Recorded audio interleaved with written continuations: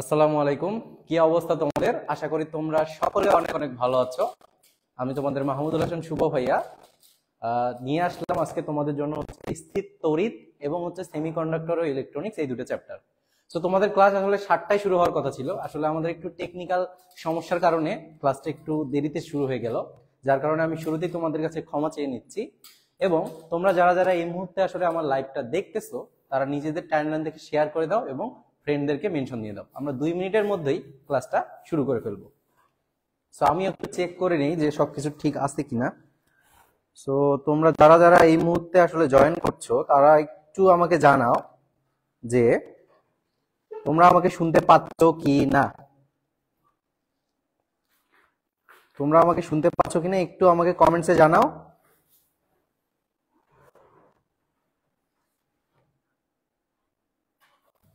আজকে যে দুইটা চ্যাপ্টার নিয়ে আলোচনা করব, এই দুইটা চ্যাপ্টার আসলে তোমাদের ঢাবির জন্য ভেরি ভেরি ইম্পর্টেন্ট। সো মনোযোগ দিয়ে আজকে যদি ক্লাসটা তোমরা করো, আশা করি ঢাবিতে এমসিকিউ রিটেন সবকিছু তোমার কভার হয়ে যাবে। ঠিক আছে? সো আমি একটু শেয়ার দিয়ে নিচ্ছি। তোমরাও যারা যারা আসলে আছো তারা একটু টাইমলাইনে শেয়ার দিয়ে দাও।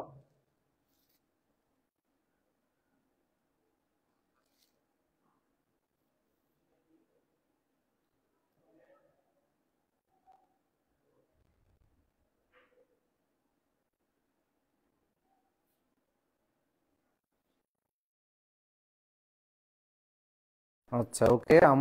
আমি গ্রুপে একটু শেয়ার দিয়ে নিচ্ছি, তোমরাও আসলে তাড়াতাড়ি শেয়ার করে ফেলো।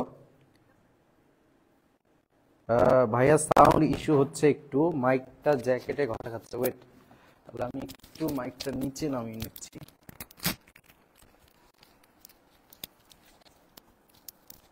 আচ্ছা, ঠিক আছে।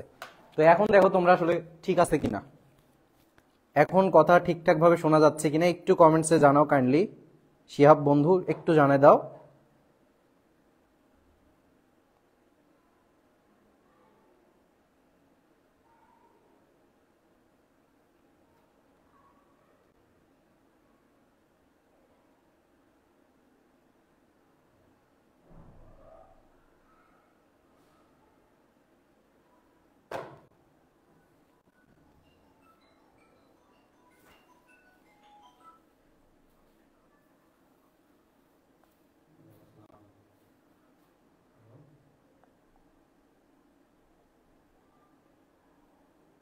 ওকে,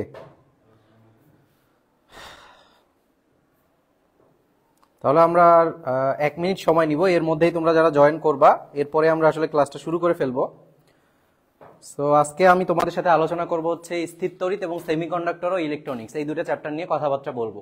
তো ঢাবির জন্য এই দুটো চ্যাপ্টার তোমাদের খুবই খুবই ইম্পর্টেন্ট। সো মনোযোগ দিয়ে জাস্ট ক্লাসটা করবা এবং পরীক্ষায় গিয়ে দেখবে ইনশাল্লাহ কমন পড়ে গেছে। সো ভাইয়া, দেরি না করে তোমরা আসলে তোমাদের ফ্রেন্ডদেরকে একটু মেনশন দিয়ে নাও। যারা যারা এই মুহূর্তে লাইভে আসতো তারা একটু ফ্রেন্ডদেরকে মেনশন দিয়ে নাও, একটু ফ্রেন্ডদেরকে মেনশন দিয়ে দাও।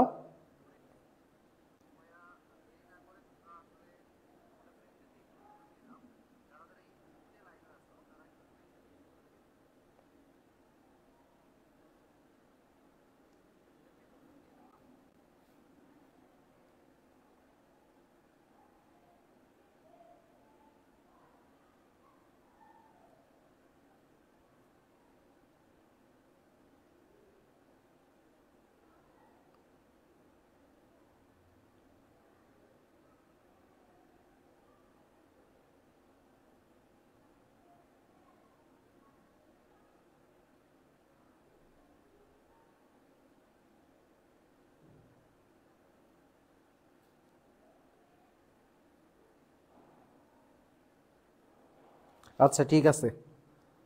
সো তোমরা অলরেডি আসলে জয়েন করে ফেলেছো, তো আমরা এখন শুরু করব। 1 সেকেন্ড একটু ওয়েট করো। হ্যাঁ, অলরেডি চলে আসছে। ঠিক আছে,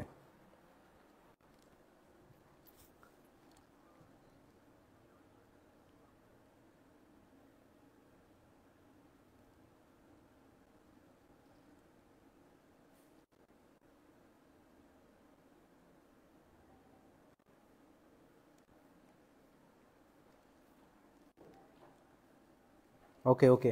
তাহলে ভাইয়া আমরা শুরু করব যেটা দিয়ে, সেটা হচ্ছে প্রথমে স্থির তড়িৎ। সো স্থির তড়িতের ক্ষেত্রে আমাদেরকে প্রথমে যে জিনিসটা পড়তে হবে সেটা হচ্ছে টাইপ 1 হচ্ছে কুলম্বের সূত্র। কুলম্বের সূত্র থেকে কিন্তু প্রায় আমরা প্রশ্ন আসতে দেখি। তো চলো দেখা যাক কি ধরনের আসলে আমাদেরকে পড়ালেখা করতে হবে স্থির তড়িৎ থেকে। ওকে, তো দেখো ভাইয়া, কুলম্বের যে সূত্রটা আছে, কুলম্ব কি বলছিল সেটা আমাকে আগে জানতে হবে, তাই না? কুলম্ব আসলে কি বলছিল? তো কুলম্বের সূত্রটা হচ্ছে যে দুইটা চার্জের মধ্যে ক্রিয়াশীল আকর্ষণ বা বিকর্ষণ বলের মান চার্জ দ্বয়ের গুণফলের সমানুপাতিক এবং দূরত্বের বর্গের ব্যস্তানুপাতিক। তাহলে কুলম্ব বল যদি এফ হয় তাহলে হচ্ছে এফ প্রপোর্শনাল টু হবে হচ্ছে Q1 Q2 এবং হচ্ছে এফ প্রপোর্শনাল টু হচ্ছে 1/d², অর্থাৎ দূরত্বের বর্গের ব্যস্তানুপাতিক। এগুলো যদি আমি একটু একুমুলেট করি তাহলে এফ ইজ ইকুয়ালস টু দাঁড়াচ্ছে আমার, sorry F is equal two দাঁড়াচ্ছে কি 1/4πε0 Q1 Q2 বাই হচ্ছে d²। এখানে Q1/4πε0 কি ভাইয়া? আমরা এখানে দুটো সমানুপাতিক চিহ্ন দেখতে পাচ্ছি, এটা হচ্ছে সমানুপাতিক ধ্রুবক, যেটার মানটা আমরা কিন্তু অবশ্যই জানি। এটার মানটা কি ভাইয়া? মানটা হচ্ছে 9 × 10⁹ 9 × 10⁹, এটার সাথে কি লিখবো হচ্ছে Q1 Q2 বাই হচ্ছে d², Q1 Q2 by d²। So আমরা পরীক্ষায় আসলে এই সূত্রটা ডিরেক্ট ইউজ করবো, ঠিক আছে? এই যে 1/4πε0, এত হাবিজাবি আমার লেখার টাইম নেই পরীক্ষার হলে, কারণ একটা এমসিকিউ সলভ করতে আমাকে 40 সেকেন্ড দিবে। যার কারণে আমি যখনই আমাকে কুলম্ব বল থেকে ম্যাথ করতে দিবে আমি এই সূত্রটা লিখবো, ডিরেক্ট 9 × 10⁹ ইউজ করবো। এবং এটাও বলে রাখি, এই অধ্যায়ে যতগুলা তোমার পড়ালেখা আছে, এই অধ্যায়ে যত পড়ালেখা আছে সেখানে যেখানেই তোমাকে 1/4πε0 বলা আছে সেখানে তুমি 9 × 10⁹ দিয়ে সূত্রগুলো কনভার্ট করে নিবা, তাহলে ইজিলি ম্যাথ করতে পারবা। আচ্ছা ঠিক আছে, তো এইখান থেকে কোন ধরনের প্রশ্ন আসে সেটা একটু বলি। এইখান থেকে যে প্রশ্নটা আসে সেটা হচ্ছে যে একটা চার্জকে আমি দ্বিগুণ করলাম, আরেকটা চার্জকে 3 গুণ করলাম, দূরত্ব এত গুণ করলাম, তাহলে বল কত গুণ হবে? এই ধরনের প্রশ্ন আসতে পারে। অথবা এমন প্রশ্ন আসতে পারে যে তোমাকে দুইটা চার্জের মান বলছে, দূরত্ব বলছে যে কুলম্ব বলের মান কত, বা চার্জ দ্বয়ের মধ্যে ক্রিয়াশীল বল কত, ঠিক আছে? তো এইগুলো আসলে আশা করি পারা যাবে। তো এখান থেকে আরেকটা জিনিস তোমাদের ভাইয়া পড়তে হবে, সেটা হচ্ছে এই যে 9 × 10⁹ যে লিখলাম, দ্যাট মিনস 1/4πε0 যে আছে, 1/4πε0, এটার এককটা কি আসলে? এটার এককটা হচ্ছে newton metre square coulomb inverse 2, newton metre square coulomb inverse 2। এখান থেকে আরেকটা জিনিস তোমাকে পড়তে হবে, সেটা হচ্ছে ε0 এর মান এবং একক। ε0 সমান হচ্ছে 8.854 ইন্টু হচ্ছে 10⁻12। এই যে দেখো, তোমরা আসলে এই এককটা মুখস্থ করতে যাও, এটা আসলে মুখস্থ করার কিছু না। দেখো 1/4πε0 এর একক হচ্ছে newton metre square coulomb inverse 2, তার মানে ε0 এর এককটা কি হবে? এটার উল্টাটা হবে। তার মানে আমি শিখবো হচ্ছে একটা, ওটা দিয়ে মনে রাখবো দুইটা, তাহলে newton metre square coulomb inverse 2, আমি হোল ইনভার্স দিব 1।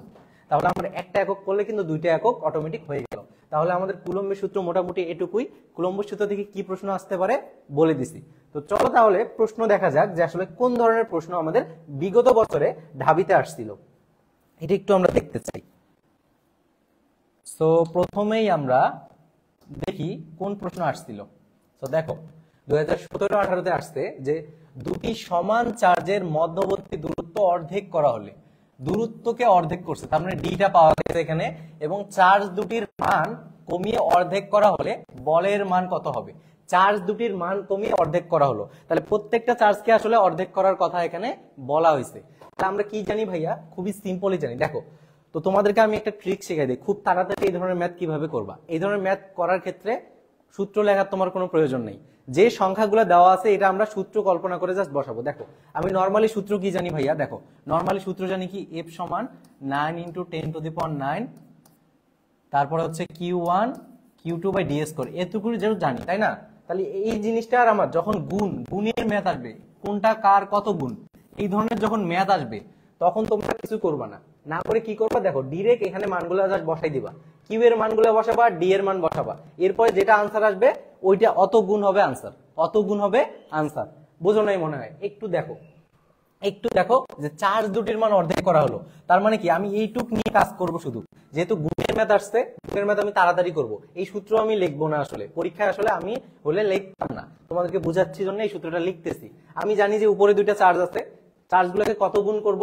অর্ধেক করা হলো, তার মানে হাফ করব, সব দুইটাকে হাফ করব, তাহলে হাফ ইন্টু হাফ উপরে Q1 কে হাফ করছি, Q2 কে হাফ করছি, হয়েছে। সংখ্যাটা শুধু লিখবো, আমি বলছি শুধু সংখ্যা লিখবো। এরপরে কি করছে, মধ্যবর্তী দূরত্বকে অর্ধেক করব। আচ্ছা, অর্ধেক দূরত্বের কিন্তু স্কোয়ার আছে, এটা ভোলা যাবে না, তাহলে এটাকে হাফ করে দিয়ে এটার আবার স্কোয়ার করে দিব, খুবই সিম্পল। তাহলে এটা কি হলো ভাইয়া, 1/4 ডিভাইডেড বাই হচ্ছে 1/4। তাহলে এটা যদি আমি ক্যালকুলেট করি তাহলে কি আসতেছে, 1/4 ইন্টু 4, আলটিমেটলি কাটাকাটি গেলে কত থাকতেছে, 1 1 আসতেছে, মানে 1 গুণ হবে। তোমার আগে যেটা ছিল সেটার 1 গুণ হবে। কোনো কিছুর 1 গুণ মানে কি, যেটা আছে তাই। তার মানে কি, অর্ধেক হবে না, এটা এ নাম্বার না। দ্বিগুণ হবে না, এই যে সি নাম্বার অপশনটা দেখো তো, অপরিবর্তিত থাকবে। এক গুণ হওয়া মানে কি, অপরিবর্তিত থাকা। তার মানে অপরিবর্তিত থাকবে বলতে বোঝাচ্ছি আমাদের এক গুণ, আমাদের কিন্তু অ্যান্সার আসছে এক। তাহলে আমি পরীক্ষায় হলে এটা 40 সেকেন্ডে কিভাবে করতাম, দেখো আমি প্রশ্ন করতাম এইভাবে। হ্যাঁ, দুটি সমান চার্জের মধ্যবর্তী দূরত্ব অর্ধেক করা হলে এবং চার্জ দুটির মান কমিয়ে অর্ধেক করা হলো, তাহলে বলের মান কত? তখন আমি কি করতাম, আচ্ছা চার্জ দুটো অর্ধেক অর্ধেক করছে, তাহলে হ্যাঁ একটা অর্ধেক আর একটা অর্ধেক, দূরত্ব কত গুণ করছে, অর্ধেক করছে। আমরা জানি দূরত্বের স্কোয়ার, এভাবে দিতাম। এইভাবে দেওয়ার পরে কি করতাম, 1/4 ভাগ হচ্ছে 1/4, তাহলে এটা কি হইতো, 1/4 ইন্টু 4, এটা হইতো 1। দেখো 40 সেকেন্ডের আগে কিন্তু আসছে 1, যেহেতু আনসার আসছে সেহেতু আগের মতোই আসছে, অপরিবর্তিত থাকবে। আশা করি তোমরা বুঝতে পারছো। সো এটা যদি তোমরা বুঝে থাকো তাহলে আমরা এখন পরবর্তী টাইপে চলে যাব। তার আগে আমি দেখে নেই আসলে তোমরা বুঝলা কিনা।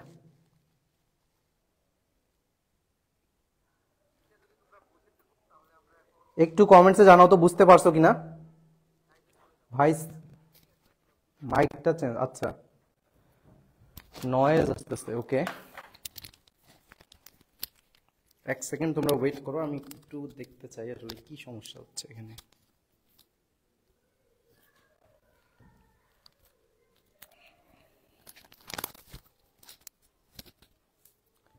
এখনো কি সমস্যা হচ্ছে? জুবায়ের একটু দেখো তো এখনো সমস্যা হচ্ছে কিনা।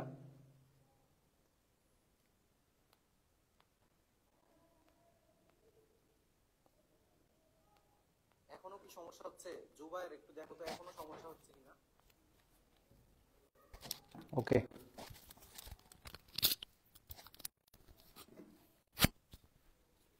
একটু তোমরা ওয়েট করো জাস্ট।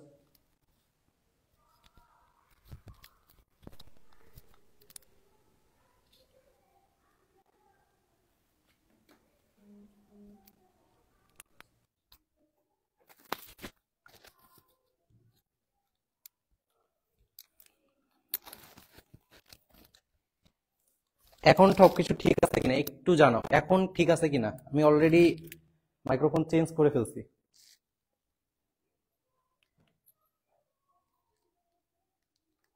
এখন সবকিছু ঠিক আছে কিনা একটু জানো, এখন ঠিক আছে কিনা। আমি অলরেডি মাইক্রোফোন চেঞ্জ করে ফেলছি।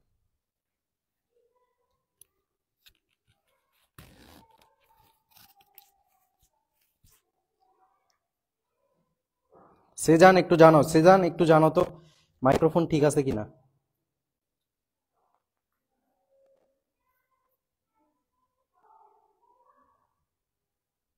সেজান একটু জানো, সেজান একটু জানো তো মাইক্রোফোন ঠিক আছে কিনা। আচ্ছা ঠিক আছে, আমি শুনতে পাচ্ছি, ঠিক আছে ওকে। এখন আমরা তাহলে পরবর্তী টাইপে চলে যাব। পরবর্তী টাইপটা হচ্ছে আমাদের তড়িৎ বিভব। পরবর্তী টাইপটা হচ্ছে তড়িৎ বিভব।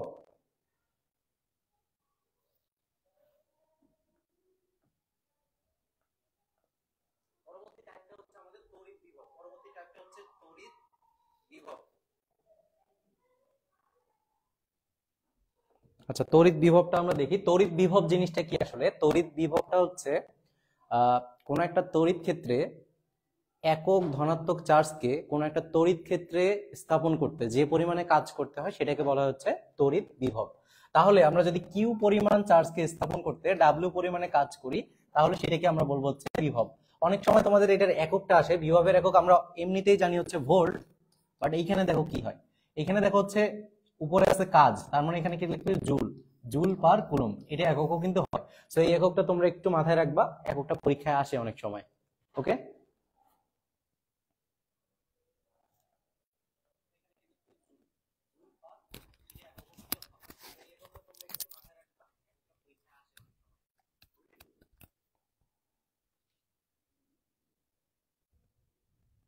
আচ্ছা দেখি এটা একটু ট্রাই করে হাতে নিয়ে তাহলে কি হয়।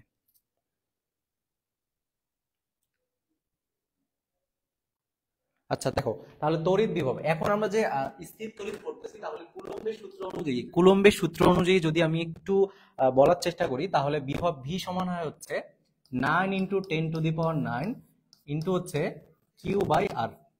Q/R 9 × 10⁹ ইন্টু হচ্ছে Q/R। Q/R এটা হচ্ছে একক চার্জের জন্য, একক চার্জের জন্য। এটা আসলে মাইক্রোফোন এর হয়তো একটু প্রবলেম আছে, এটা আমরা ফিক্সড করতে ট্রাই করব।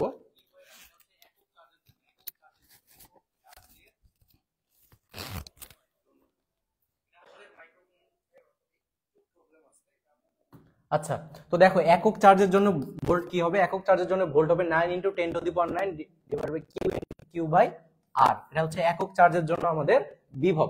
এরপরে যেটা আছে সেটা হচ্ছে মধ্যবিন্দুতে বিভব। মধ্যবিন্দুতে বিভব, ধরো এইখানে একটা চার্জ আছে Q1, এইখানে একটা চার্জ আছে Q2, এদের মধ্যবর্তী দূরত্ব হচ্ছে D। তাহলে এই মধ্যবিন্দুতে বিভব কি হবে? তাহলে মধ্যবিন্দুতে বিভব তোমরা শর্টকাট মনে রাখবা, সেটা V হচ্ছে 1/4πε0। আমরা বলছি যে 1/4πε0 আমরা ইউজ করব না, তাহলে কি করব 9 × 10⁹ এটা দিয়ে আমরা মনে রাখবো এখন থেকে। এটা Q1 + Q2 ডিভাইডেড বাই হবে হচ্ছে R। এখানে Rটা কি ভাইয়া, এখানে Rটা কি, এইখানে Rটা হচ্ছে ডিসটেন্স বাই 2। R হবে হচ্ছে ডিসটেন্স বাই 2। যেহেতু আমাকে মধ্যবিন্দুতে বিভব বের করতে বলছে, সেহেতু আমার কি হবে G/2। D মানে হচ্ছে দুইটার ডিসটেন্স। তাহলে তোমাকে মধ্যবিন্দুতে বের করতে দিলে আসলে কিন্তু তোমাকে মধ্যবিন্দুটা বলে দিবে না পরীক্ষায়, মধ্যবিন্দুটা তোমাকে বের করে নিয়ে এখানে বসাইতে হবে সূত্রে জাস্ট, তাহলে কিন্তু আসলে মধ্যবিন্দুতে আমরা বিভবটা পেয়ে যাব।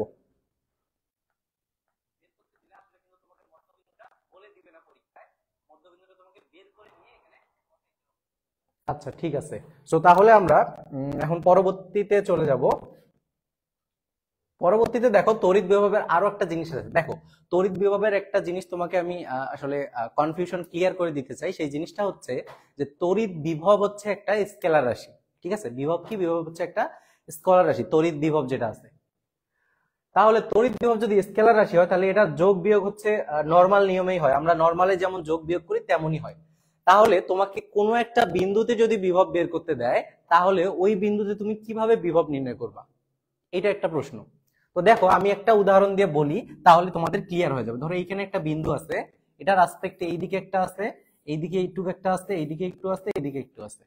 তাহলে ধরো এই ডিসটেন্সটা আমি ধরলাম এ, এই ডিসটেন্সটা ধরলাম বি, এই ডিসটেন্সটা ধরলাম সি, আর এই ডিসটেন্সটা ধরলাম ডি। আর এখানে ধরো Q1 চার্জ আছে, এখানে Q2 পরিমাণ চার্জ আছে, এখানে হচ্ছে Q3 পরিমাণ আছে, আর এখানে হচ্ছে Q4 পরিমাণ চার্জ আছে। এখন আমি বললাম যে এই যে মিডল যে পয়েন্টটা আছে ভাইয়া, মিডল যে পয়েন্টটা আছে, এই মিডল পয়েন্টটাতে বিভবের মান কত? এখানে ধরলাম এটা পি বিন্দু, পি বিন্দুতে বিভব কত? V = what? পি বিন্দুতে V = হোয়াট? এই ধরনের তোমাকে ধরো আমি প্রশ্ন করলাম, তাহলে কি হবে ভাইয়া জানো? কোনো একটা বিন্দুতে আমি যদি বিভব নির্ণয় করতে চাই, ওই বিন্দুটার আসপেক্টে যে যতগুলা চার্জ আছে, ওই বিন্দুটার আসপেক্টে যতগুলা চার্জ আছে, সবগুলা চার্জ নিয়ে যে বিভব হবে তাদের সমষ্টির সমান হবে ওই বিন্দুতে বিভব। আশা করি তোমরা বুঝতে পারছো। তাহলে এই বিন্দুতে আমাদের বিভব কি হবে? তাহলে আমি বলছি যে প্রত্যেকটা বিন্দুর আসপেক্টে যে বিভব হবে সেটা হবে। দেখো আমি যদি এই বিন্দু মানে Q1 এর আসপেক্টে চিন্তা করি, তাহলে আমার কি হবে? দেখো শুরুতে আমি যদি ভি লিখি, তাহলে আমার সবগুলোর যোগফল হবে।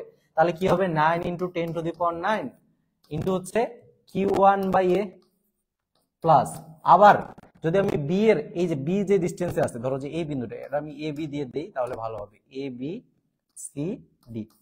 তাহলে এ বিন্দুতে বিভব হচ্ছে এটা, এটা তারপর হচ্ছে বি বিন্দুতে আমরা বের করি, তাহলে 9 × 10⁹ ঠিক আছে, 9 × 10⁹ বি বিন্দুর আসপেক্টে কি হবে? যেহেতু বি বিন্দুর ডিসটেন্সটা হচ্ছে স্মল বি, তাহলে কি লিখবো আমি? Q2/B। একই ভাবে আমি যদি চিন্তা করি সি বিন্দুতে, তাহলে কি হবে? 9 × 10⁹ ইনটু হচ্ছে আমাদের Q3/C প্লাস আরেকটা কি আছে, আরেকটা হচ্ছে ডি, তার মানে হচ্ছে 9 × 10⁹ ইনটু হচ্ছে Q4/D। এই যে দেখো চারটা বিন্দুতে আমরা বিভবের যে সমষ্টিটা সেটাই হবে হচ্ছে পি বিন্দুতে। আমি বলছি কোনো একটা বিন্দুতে বিভব বের করতে দিলে সেটার আসপেক্টে যত জায়গায় বিভব থাকবে সবগুলো যোগ করে দিতে হবে। তাহলে এই সূত্রটা এত বড় তো লেখার আমার টাইম নেই পরীক্ষার হলে, তাহলে আমি কিভাবে শর্টকাটে নিয়ে আসবো? হ্যাঁ, শর্টকাটে এইভাবে আসবে। তাহলে দেখো আমরা এই জিনিসটা কিন্তু কমন নিয়ে নিতে পারি, এই জিনিসটা সবার আছে, তো সবার যেটা থাকবে সেটা আমরা কমন নিতে পারি। তাহলে 9 × 10⁹। এরপরে কি হবে ভাইয়া, Q1/A প্লাস হচ্ছে Q2/B প্লাস হচ্ছে Q3/C প্লাস হচ্ছে Q4/D। এইভাবে কিন্তু আমরা চাইলে এই বিন্দুটার বিভব নির্ণয় করতে পারি। এখন আসো যেটা বলছে যে বর্গের কেন্দ্রে বিভব, বর্গের কেন্দ্রে বিভব। এখন বর্গের কেন্দ্র কোথায়, বর্গের কেন্দ্র হচ্ছে এটা। এখন যে বিন্দুতে বিভব নির্ণয় করতে বলবে এইটার আসপেক্টে যতগুলো চার্জ আছে সেই চার্জগুলো নিয়ে আমাকে কিন্তু নির্ণয় করতে হবে। তাহলে এটার আসপেক্টে চার্জ কোথায় আছে, এইখানে আছে, তাহলে এটার সরলরৈখিক দূরত্ব আমাকে টানতে হবে এইভাবে। এইখানে চার্জ আছে এইভাবে টানতে হবে, তাহলে এখানে চার্জ আছে এইভাবে টানতে হবে, এখানে টানতে হবে। তাহলে এটা যেহেতু একটা বর্গক্ষেত্র, তাহলে আমাদের এই ডিসটেন্স গুলো সব সেম না, এই ডিসটেন্স গুলো কিন্তু সব সেম। এই ডিসটেন্সটা কতটুকু দেখো, আমাকে এখানে যে ডিসটেন্সটা নির্ণয় করতে হবে সেটা হচ্ছে যেটা, এই যে এই ডিসটেন্সে চার্জ গুলো আছে কিন্তু, তো এই ডিসটেন্স সবখানেই যেহেতু সেম, তাহলে আমরা একটা ডিসটেন্স কিন্তু কমন নিতে পারি, নিয়ে কিন্তু করতে পারি। তাহলে এই ডিসটেন্সটা কত ভাইয়া, এই ডিসটেন্সটা হচ্ছে কর্ণের অর্ধেক, কর্ণের অর্ধেক, কর্ণের অর্ধেক, মনে রাখবা কর্ণের অর্ধেক। তাহলে আমাদেরকে যদি বর্গক্ষেত্রের কেন্দ্রে বিভব নির্ণয় করতে দেয়, আমাদের মেইন টার্গেট হবে হচ্ছে আগে বর্গক্ষেত্রের কর্ণের অর্ধেক বের করা, এরপরে আমরা ম্যাথে যাব। তাহলে আমরা যদি এই বিন্দুতে এখন বিভব নির্ণয় করতে আসি, তাহলে আমরা আগের যে সূত্র শিখলাম সেটা অনুযায়ী কি হবে, 9 × 10⁹ আমাদের কমন থাকবে। এটা থাকার পরে কি হবে ভাইয়া বলতো, Q1/R একটার ক্ষেত্রে, আবার কি হবে Q2/R হবে, প্লাস আর কোনটাকে ধরতেছি আমরা, এইটাকে আর ধরতেছি। দেখো এই যে ডিসটেন্সটা এটাকে আর ধরতেছি, সবগুলা আর কিন্তু সমান, যেহেতু বর্গ একটা, বর্গের যেহেতু সবগুলা কর্ণ, তাহলে কর্ণের অর্ধেকের মান সবগুলা সেম হবে। তো সেই জন্য আমরা কি ধরতেছি, এখানে আর ধরতেছি। তাহলে এখানে Q3/R, এখানে কি হবে Q4/R। তাহলে এটা আমি ব্র্যাকেট ক্লোজ করে দিলাম। তাহলে কর্ণের অর্ধেক সমান আমি কি লিখতে পারি, এখানে আর ধরে নিচ্ছি আমরা, আর লিখতে পারি। তাহলে দেখো সবগুলোতে নিচে আর আছে, তার মানে আমি কি লিখতে পারি, V = 9 × 10⁹ Q1 + Q2 + Q3 + Q4 divided by হচ্ছে, আমি বাংলায় লিখবো, সেটা হচ্ছে কর্ণের অর্ধেক। তাহলে তোমাদের আর কোনো কনফিউশন হবে না, কর্ণের অর্ধেক। অনেকে কিন্তু বাহুর অর্ধেক দিয়ে দেয়, অনেকে আমাদের কিন্তু বাহু দেওয়া থাকতে পারে, পরীক্ষায় বাহুর দৈর্ঘ্য দেওয়া থাকতে পারে, যে একটা বর্গের প্রত্যেকটা বাহুর দৈর্ঘ্য এত, একটা বর্গের প্রত্যেকটা বাহুর দৈর্ঘ্য এত। তাহলে তোমাকে বলবে যে মধ্যবিন্দুতে বিভব কত। তখন কিন্তু আমরা অনেকে কি কাজ করি ভাইয়া, অনেকেই করি কি, যে আচ্ছা এই বাহু দিছে, বাহুটা এখানে জাস্ট বসাই দিলাম কর্ণের অর্ধেকে, না ওই বাহু বসাইলে হবে না, তোমাকে অবশ্যই কর্ণের অর্ধেক বসাইতে হবে। তোমাকে বুঝতে হবে কোন ডিসটেন্সে তুমি বিভবটা বের করতেছো, ঠিক আছে? তাহলে আমরা জাস্ট এই যে এতক্ষণ যে কথাবার্তা বললাম, এখান থেকে তোমরা কোনগুলো সূত্র বেশি মনে রাখবা আমি বলতেছি। এই যে এই সূত্রটা তোমরা মাথায় রাখবা, এই যে এই সূত্রটা মাথায় রাখবা। কর্ণের অর্ধেক কিভাবে বের করে সেটা আমরা আসলে জানি, আমরা ম্যাথ দিয়ে একটু পরে দেখবো। এরপরে যেটা আছে দেখো, এই যে এইটা, এই সূত্রটা যদি আমাদের ডিসটেন্স আলাদা হয় সেই ক্ষেত্রে আমরা এই সূত্রটা অ্যাপ্লাই করব। তাহলে এই দুটো সূত্র তোমরা যদি জানো, তাহলে তোমরা বিভব নির্ণয় করতে পারবা খুব ইজিলি। তাহলে আমরা এখন পরবর্তী টপিকে চলে যাব। পরবর্তী টপিকে আমরা যাব, তার আগে আমরা একটা প্রশ্ন সলভ করে দেখি। যে দেখো কি আছে, 1 মিটার বাহু বিশিষ্ট, তাহলে বাহুর দৈর্ঘ্য কিন্তু দেওয়া আছে এখানে, মাইন্ড ইট। বর্গক্ষেত্রের প্রতিটি কোণায় 10 ন্যানোকুলম্ব আধান স্থাপন করা হলো, বর্গক্ষেত্রের কেন্দ্রে বিভব কত হবে? তার মানে কিন্তু প্রত্যেকটা চার্জের মান এখানে সেম, প্রত্যেকটা চার্জের মান এখানে সেম দিছে। তার মানে আমার Q1 সমান কত, 10 ন্যানোকুলম্ব, Q2 সমান কত, সেম, Q3 সমানও সেম, Q4 ও সেম, মানে সবগুলো আর কি সেম 10। আর একটা বাহুর দৈর্ঘ্য দেওয়া আছে কত, বাহুর দৈর্ঘ্য দেওয়া আছে হচ্ছে 1 মিটার। আমি একটু আগেই বলছি, যদি বর্গক্ষেত্রের কেন্দ্রবিন্দুতে তোমাকে কখনো বিভব বের করতে দেয়, তোমার মেইন টার্গেট থাকবে আগে কর্ণের অর্ধেক বের করা। তো কর্ণের অর্ধেক, তাহলে বর্গের কর্ণ সমান আমরা কি জানি, বর্গের কর্ণ, বর্গের কর্ণ, বর্গের কর্ণ, বর্গের কর্ণ সমান আমরা কি জানি, √2 × বাহুর দৈর্ঘ্য, √2 × বাহু, √2 × বাহু। তাহলে √2 × বাহু কত ভাইয়া, এখানে বাহু আমাদের 1 মিটার, ঠিক আছে? এইটার অর্ধেক বের করতে হবে। এটা যদি অর্ধেক বের করি তাহলে কি হবে, এটার অর্ধেক বের করলে কি হবে, অর্ধেক বের করলে হবে হচ্ছে √2/2। তার মানে আমি যদি এটাকে একটু মডিফাই করি তাহলে হয় 1/√2। তার মানে আমাদের 1/√2 কার মান, নিচে কর্ণের অর্ধেক যেটা, সেটা হচ্ছে এটা বলবে। তাহলে আমরা আগে সূত্রে চলে যাই, যেটা সূত্র শিখছি সেটা হচ্ছে V = 9 × 10⁹। তারপরে কি, তারপরে বলছি যে Q1 Q2 Q3, তার মানে এখানে 10 প্লাস 10 প্লাস 10 প্লাস 10, 4টা 10। এটা কিসে আছে ভাইয়া? এখানে ন্যানো কুলম্বে আছে। তার মানে আমরা এটাকে কুলম্বে আনবো। ন্যানো কুলম্ব থেকে কুলম্বে আনতে গেলে কি করতে হবে? 10 ইনভার্স 9 দিয়ে গুণ করে দিতে হবে। তাহলে কিন্তু অটোমেটিক হয়ে গেছে, আমাদের যোগফল করা শেষ। আর নিচে কি হবে? কর্ণের অর্ধেক। কর্ণের অর্ধেক কিন্তু আমরা অলরেডি পেয়ে গেছি। দেখো তোমরা একটু, কর্ণের অর্ধেক কিন্তু অলরেডি আমরা পেয়ে গেছি। এই যে কর্ণের অর্ধেক, কর্ণের অর্ধেক কত পাইছি ভাইয়া একটু দেখো তো। কর্ণের অর্ধেকটা কিন্তু আমরা অলরেডি পেয়ে গেছি। কত? 1/√2। এই যে এটা এখন জাস্ট ক্যালকুলেট করবো, তাহলে হয়ে যাবে। তাহলে কিভাবে ক্যালকুলেশন করা যায় দেখি একটু। এই যে এখানে তোমরা খেয়াল করো, এখানে খেয়াল করো কিভাবে আমরা সহজে ক্যালকুলেটটা করব। সো দেখো এখানে 9 × 10⁹ লিখলাম, 10⁹ লিখলাম। তারপরে দেখো এখানে 10 10 10 মানে 7 10 40, 40 × 10 ইনভার্স 9। আর এই যে √2 আছে, নিচের রুটটা কই যাবে? উপরে যাবে। তাহলে √2 কিন্তু আমরা লিখবো না, √2 আমরা মান মুখস্থ করতে বলছি যে √2 মান মুখস্থ রাখবা। তাহলে এখন এবার আমরা মান বসানোর পালা, ঠিক আছে? এখন আমাদের কি মান বসানোর পালা। √2 মান কত? 1.41। এখন জাস্ট এটা ক্যালকুলেট করবো। দেখো এই 10⁹9 আর 10 ইনভার্স 9 আমরা কেটে দিব।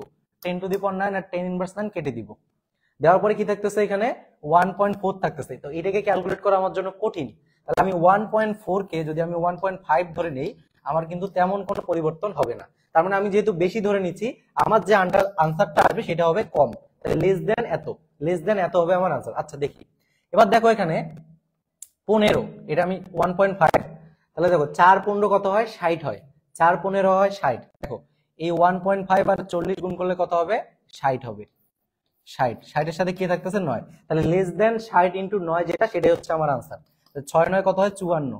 6 9 হচ্ছে 54, 54 আর একটা শূন্য, তারপরে কি? ভোল্ট। তাহলে 540 এর নিচে এবং 540 এর কাছাকাছি যেটা অপশনে আছে সেটাই হবে আমার আনসার।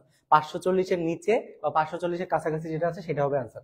এখানে দেখো কত? 255, এখানে কত? 358, এখানে 123। তার মানে কাছাকাছি কে? 510, এবং এটাই কিন্তু লেস দেন 540। দেখো আনসার কিন্তু মিলে গেছে, ঠিক আছে? সো আশা করি তোমরা বুঝতে পারছো।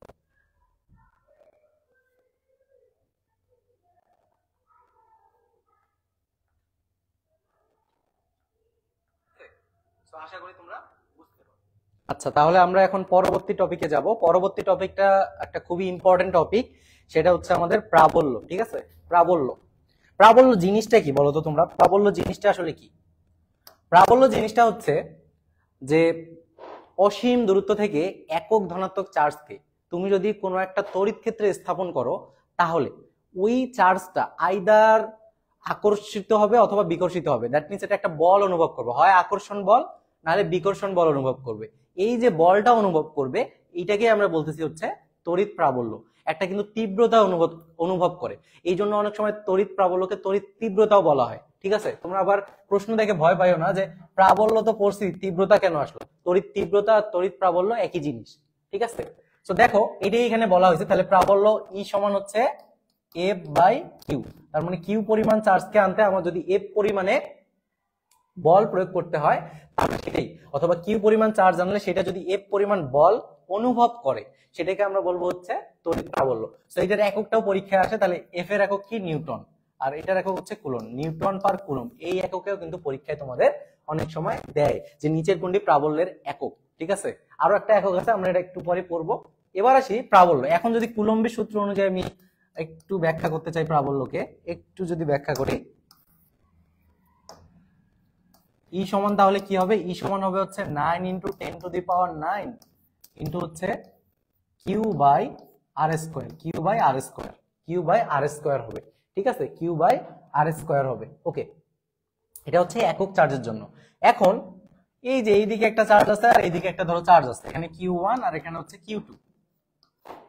তড়িৎ বিভব ছিল স্কেলার রাশি, কিন্তু তড়িৎ প্রাবল্য কিন্তু হচ্ছে ভেক্টর রাশি ভাইয়া, ঠিক আছে? তাহলে তড়িৎ প্রাবল্য যদি ভেক্টর রাশি হয় তাহলে কিন্তু এখানে যোগ করে দিলেই হবে না, এদের দিকটাও নির্দেশ করতে হবে, দিক নির্দেশ করতে হবে অবশ্যই। তাহলে এর যদি মধ্যবিন্দুতে আমি প্রাবল্য নির্ণয় করতে চাই, তাহলে আমরা লিখবো হচ্ছে ই সমান হচ্ছে 9 × 10⁹9 Q1 difference Q2, Q1 difference Q2 divided by হচ্ছে r², divided by r square. এখানে ডিফারেন্স চিহ্ন কেন দিলাম, এই চিহ্নটা কেন দিলাম, এটা চিহ্ন দিলাম, যেটা বড় সেটা বসবে বামে আর যেটা ছোট সেটা বসবে হচ্ছে ডানে। মাঝখানে কিন্তু বিয়োগ চিহ্ন হবে, যখন তোমাদের ম্যাথ করবা তখন বুঝতে পারবো আসলে।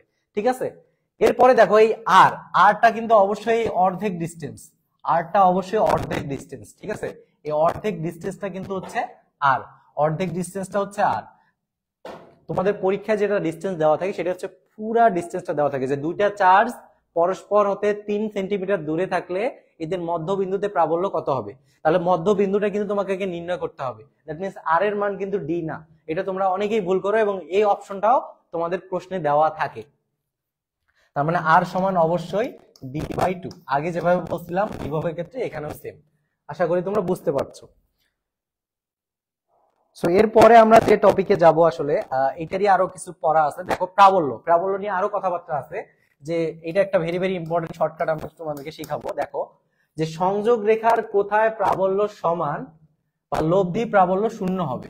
দেখো প্রাবল্য সমান হওয়া যে কথা, শূন্য হওয়া সেই কথা। ঠিক আছে, যে বিন্দুতে সমান হয় সেই বিন্দুতে অনেক সময় শূন্য হয়। ঠিক আছে, ওই দিক থেকেও এখানে শূন্য, ওই দিক থেকেও শূন্য, দুই দিক থেকে টান নাই কোনো কোনো ওইখানে যে চার্জটা স্থাপন করা থাকে একক ধনাত্মক চার্জ, এটা কোনো বল অনুভব করে না, যার কারণে ওইখানে বলে যে কোথায় লব্ধি প্রাবল্য শূন্য হবে অথবা প্রাবল্য সমান হবে। তো এই বিন্দুটাই আমাদেরকে আসলে নির্ণয় করতে বলা। তো আমরা এটা ধরে নেই আসলে, যে ধরো এখানে একটা চার্জ আছে আর এখানে একটা চার্জ আছে, এটা পুরা ডিস্টেন্স ধরলাম ডি, ধরলাম যে Q1 চার্জ থেকে x ডিস্টেন্সে আমাদের কি হলো, এই পয়েন্টটাতে আমাদের প্রাবল্য সমান হবে। তাহলে ডিস্টেন্স কত ধরছি আমরা, x ডিস্টেন্স। এখন এই x ডিস্টেন্সটা আমরা আসলে কিভাবে বের করব সেটার জন্য শর্টকাট আছে। তো তোমরা একটু জাস্ট এখানে লিখবা, এখানে লিখবা হচ্ছে সেম সাইন, আরেকটা হবে কি, আরেকটা হবে হচ্ছে ডিফারেন্ট সাইন,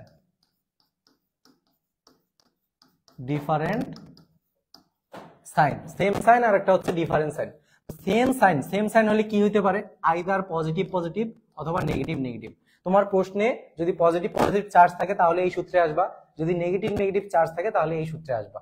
ঠিক আছে, আরেকটা আছে কি, আরেকটা ডিফারেন্ট, হয় প্লাস মাইনাস অথবা মাইনাস প্লাস, এই দুইটা হইতে পারে, তখন তোমরা এই সূত্রে আসবা।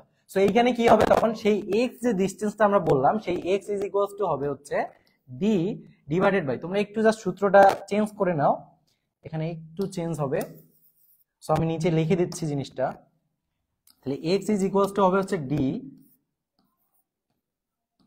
q2 বাই q1 প্লাস হচ্ছে 1। ঠিক আছে, q2 বাই q1 প্লাস হচ্ছে 1। এখানে জাস্ট এইটাই আছে, বাট তোমাদের মনে রাখার সুবিধার্থে এই রুট দেওয়া অংশটা সামনে হবে। দেখো এখানেও সামনে আছে, এখানে দিছে পিছনে, এখানে একটু হয়তো বা মিস্টেক হয়েছে, তো তোমরা একটু ঠিক করে নাও। এখানে এটা লিখবা না, লিখবা হচ্ছে এটা, যে d divided by q2 by q1 plus হচ্ছে 1।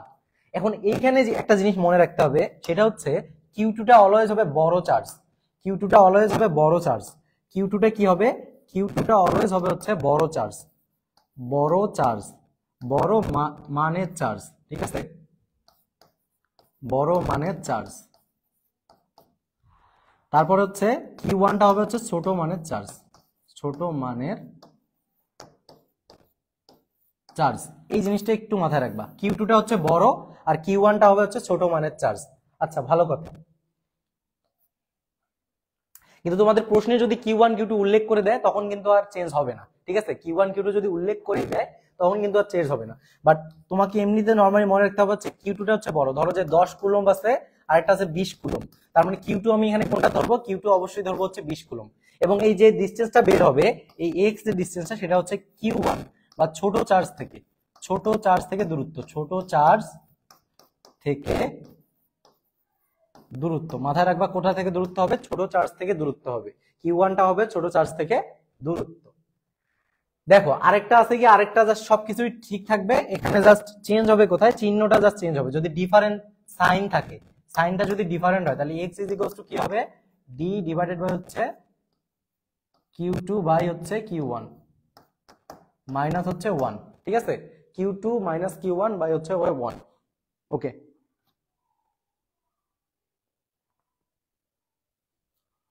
এখানে হবে কি, এখানে হবে d q1 মাইনাস 1। এইটা মনে রাখার আসলে উপায়টা কি ভাইয়া, পরীক্ষার হলে গেলে তো এসব মনে থাকে না, আপনি এত সূত্র পড়াইতেছেন তাহলে মনে থাকবে কিভাবে।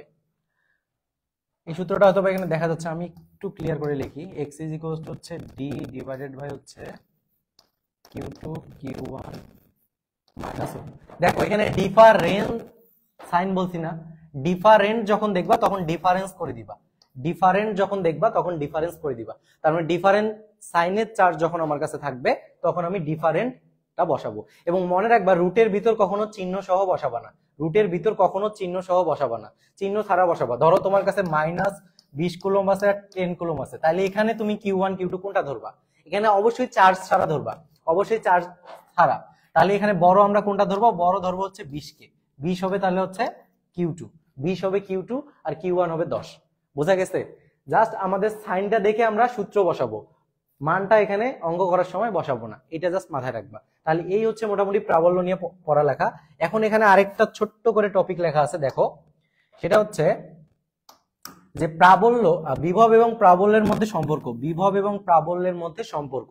তো বিভব এবং প্রাবল্যের মধ্যে সম্পর্ক হচ্ছে এটা যে E ইজ ইকুয়ালস টু হচ্ছে V by R, E is equals to কি V বাই R। ওকে, তাহলে এখান থেকেও কিন্তু আমরা প্রাবল্যের একটা একক পাই, সেটা হচ্ছে volt per metre, volt per metre, volt per metre. ঠিক আছে? তো অনেক সময় তোমাদের পরীক্ষায় প্রশ্ন আসে, একটা জিনিসের যখন 2-3টা একক থাকে পরীক্ষা আসে নিচের কোনটি ভোল্টের একক নয়, তাহলে যে 3টা একক আমরা জানি সেই 3টা এখানে বসাবো, আর বাকিগুলা কিন্তু বাকি যেটা থাকবে সেটা হচ্ছে আমার আনসার হবে, মানে যেটা নয় আর কি। এখন হচ্ছে বিভব এবং প্রাবল্যের যে সম্পর্ক আছে, এই যে এখানে তোমরা দেখো এটা ডিরেক্ট সূত্র আকারে পরীক্ষায় আসে, তোমাদের ডিরেক্ট সূত্র আকারে পরীক্ষায় আসে। তাহলে ই সমান কি, আমি যদি ভোল্টকে অন্তরীকরণ করি তাহলে আমি পাবো হচ্ছে প্রাবল্য, আর প্রাবল্যকে যদি যোগজীকরণ করি তাহলে পাবো হচ্ছে আমার ভোল্ট। এটুকু জানলেই হবে এখান থেকে, ঠিক আছে? এটুকু জানলেই হবে। হ্যাঁ, এই মুহূর্তে আমি দেখতে পাচ্ছি আসলে অনেক আমার প্রিয় মুখ বা প্রিয় মানুষজন এখানে ক্লাসটা দেখতেছে, যেটা আসলে আমার জন্য অনেক গর্বের আসলে। ঠিক আছে? তো তোমরাও আসলে মনোযোগ দিয়ে ক্লাসটা করো, আশা করি তোমাদের কাজে দিবে। আচ্ছা, আমরা এখন একটা প্রশ্ন সলভ করি, দেখি কি দেওয়া আছে এখানে। এই যে দেখো দেওয়া আছে দুইটি ধনাত্মক বিন্দু charge q one q two d দূরত্বে অবস্থান করছে, q one q two is equals to 16। দেখো আমি কিন্তু বলছি যে কিউ ওয়ান কিউ টু যদি তোমাকে বলে দেওয়াই থাকে নির্দিষ্ট করে, তখন কিন্তু তুমি আর চেঞ্জ করতে পারবে না, তখন আর তোমার বড় ছোট ধরার অপশন নাই, তখন আর তোমার বড় ছোট ধরার কোনো অপশন নাই হাতের মধ্যে। তাহলে কি হবে? দেখো 16 হলে কিউ ওয়ান হতে কত দূরত্বে তড়িৎ ক্ষেত্রের প্রাবল্য সমান হবে? তাহলে আমরা কিউ ওয়ান হতে যে দূরত্ব জানি এক্স, একটু আগে পড়লাম, এক্স ইজ ইকুয়ালস টু কি d divided by root over q two by q one plus হচ্ছে 1, q two by q one plus হচ্ছে 1, q two by q one plus হচ্ছে 1। তাহলে দেখো যেটা থেকে ডিসটেন্স বের করবো সেটা কিন্তু আমাদের নিচে দিতে হয়, যাই হোক, তো যেটা থেকে আমরা ডিসটেন্স বের করবো ওইটা দিতে হয় কোথায়? নিচে। আচ্ছা, তো আমরা বলছি যে q two by q one আমরা এখানে বসাবো, বাট আমার কিন্তু এখানে চার্জের মান দেওয়া নাই, আছে অনুপাতটাই দেওয়া। অনুপাতটা কি দেওয়া আছে? Q one by q two দেওয়া আছে, এটা ইজ ইকুয়াল টু 16 দেওয়া আছে, বাট আমার সূত্রে বসাইতে হবে কোনটা? Q two by q one. তাহলে কি হবে? 1/16 হবে। তাহলে কি হবে? 1/16 বসাইতে হবে, এখানে আর করার কিছু নাই। ঠিক আছে? এখানে নিচেরটা বড় হয়ে গেল কেন? এখানে স্যাররা এই জন্যই দিচ্ছে যে যাতে তোমার মাথাটা ঘুরে যায় আসলে। ঠিক আছে? তাহলে এখানে বসাবো ডি, এখানে কি 1/16 প্লাস হচ্ছে 1, তাহলে ডি,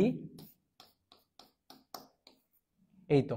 তাহলে কি হবে ভাইয়া আমাদের আলটিমেটলি ডি, এখানে যদি আমি লসাগু করি তাহলে হচ্ছে এখানে 5, তার মানে আলটিমেটলি আমার কত দাঁড়াচ্ছে? 4/5 ডি, 4/5 ডি, এটা হচ্ছে আমার আনসার, 4/5 ডি। তাহলে এটা কততে আছে? এটা বি তে আছে, তাহলে বি নাম্বারটাই হচ্ছে আমার আনসার। ঠিক আছে? তাহলে চার্জ যদি একবারে কিউ ওয়ান কিউ টু তোমাকে উল্লেখ করে দেয় যে হ্যাঁ এইটাই কিউ ওয়ান এইটাই কিউ টু, তখন তুমি এইটা দিয়ে আগাবা, একদম এখানে যেটা বলছে সেটাই নিবা। আর যদি চার্জ উল্লেখ করে থাকে, আমরা যেমন প্রিভিয়াস স্লাইডে দেখছি যে 10 কুলম 20 কুলম এভাবে যদি বলে, এটাতে তোমাকে বড়টা কিউ টু ধরে নিবা। ঠিক আছে? বড়টা কিউ টু ধরে নিয়ে ম্যাথ করবা, তাহলে সব কনফিউশন ক্লিয়ার। সো আশা করি তোমরা বুঝতে পারছো।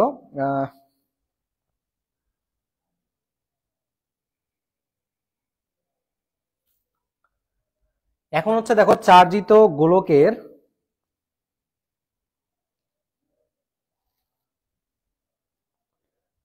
হ্যাঁ শফিক, ওয়ালাইকুম আসসালাম ভাইয়া। আচ্ছা দেখো চার্জিত গোলকের বিভব এবং প্রাবল্য, এই জিনিসটা একটু মাথায় রাখো, এই জিনিসটা একটু মাথায় রাখো, চার্জিত গোলকের বিভব এবং প্রাবল্য। সো এটার জন্য তোমরা জাস্ট একটা গোল দিয়ে নিবা, দুই দিকে দুইটা এভাবে। তাহলে এই যে এইটা হচ্ছে চার্জিত গোলক ধরলাম আমি। সো এইদিকে আমি বিভবটা বের করব, বিভিন্ন বিন্দুতে বিভব কি হবে, আর এখানে বের করবো হচ্ছে প্রাবল্য কি হবে, প্রাবল্য। এদিকে দেখবো যে প্রাবল্য কি হয়।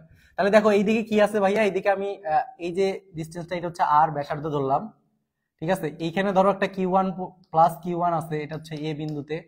আবার ধরো এইদিকে একটা বিন্দু দিলাম, সেটা হচ্ছে সি বিন্দু, আর এখানে একটা ভিতরে বিন্দু দিলাম, সেটা হচ্ছে বি বিন্দু। এখানেও কিউ প্লাস একটা চার্জ আছে, এখানেও ধরো কিউ প্লাস একটা চার্জ রাখা আছে, ঠিক আছে। তো একক ধনাত্মক একটা চার্জ রাখা আছে। তাহলে আমার বিভিন্ন বিন্দুতে আসলে বিভবটা কি হয় সেটা আমরা একটু দেখার চেষ্টা করব, ঠিক আছে।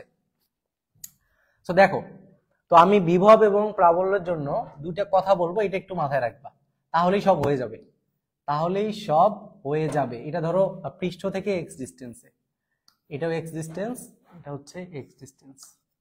এখানে হচ্ছে তোমার সি বিন্দু, এটা দিলাম, এখানেও কিউ প্লাস, আর এখানেও একটা কিউ প্লাস আছে, এটা হচ্ছে এ বিন্দু, আগেরটার মতোই আমাদের, এটা হচ্ছে বি বিন্দু, এখানেও একটা কিউ প্লাস চার্জ আমি রাখতে চাই। তাহলে কোনটা কোথায় আসলে প্রাবল্য কত হবে সেটা আমরা বের করবো, আর ওইদিকে বের করবো বিভব কত হবে, ঠিক আছে। ওকে, ভালো কথা। তাহলে এই জায়গাটা আমি একটু দেখার চেষ্টা করব। এখন আমি যেটা বলতে চাই সেটা হচ্ছে বিভবের ক্ষেত্রে, বিভবের ক্ষেত্রে তোমরা নোট ডাউন করো যে একটা চার্জিত গোলকের পৃষ্ঠে যে বিভব থাকে, চার্জিত গোলকের পৃষ্ঠে যে বিভব থাকে সেই বিভব পুরা গোলক জুড়ে থাকে।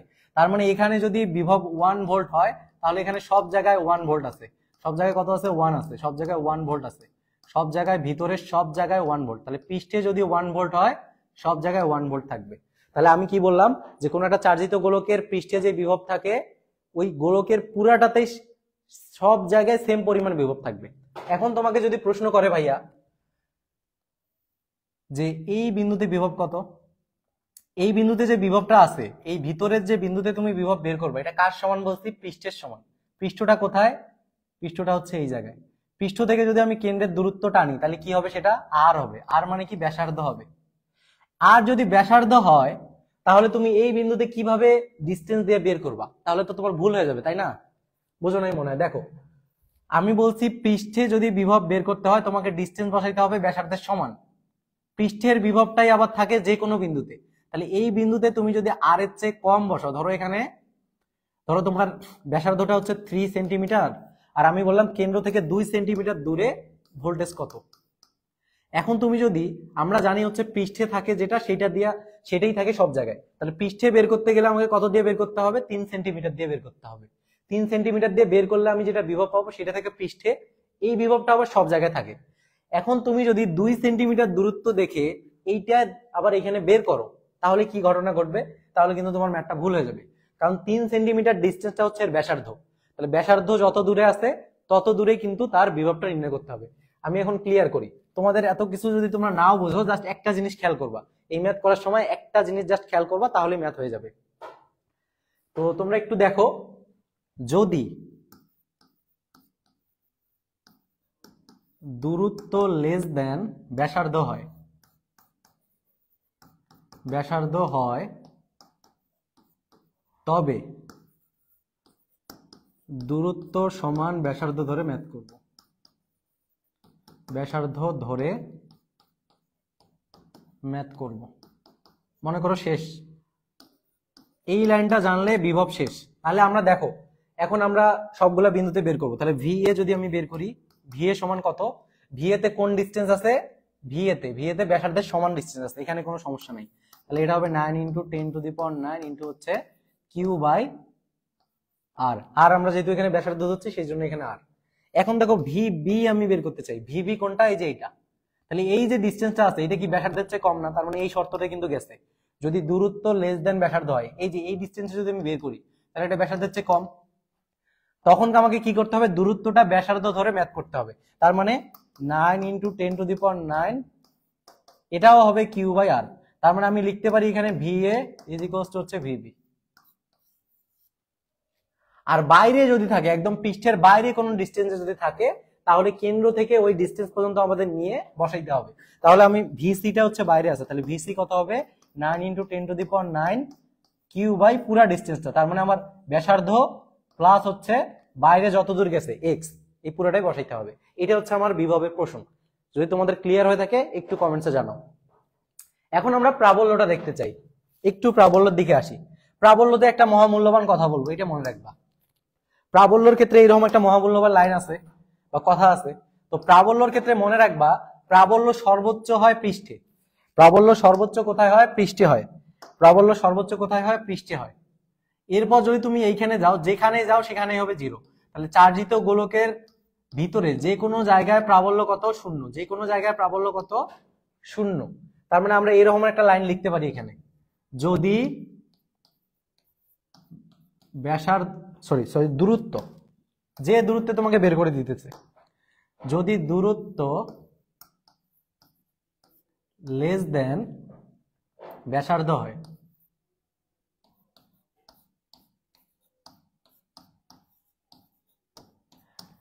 তবে E is equals to direct zero.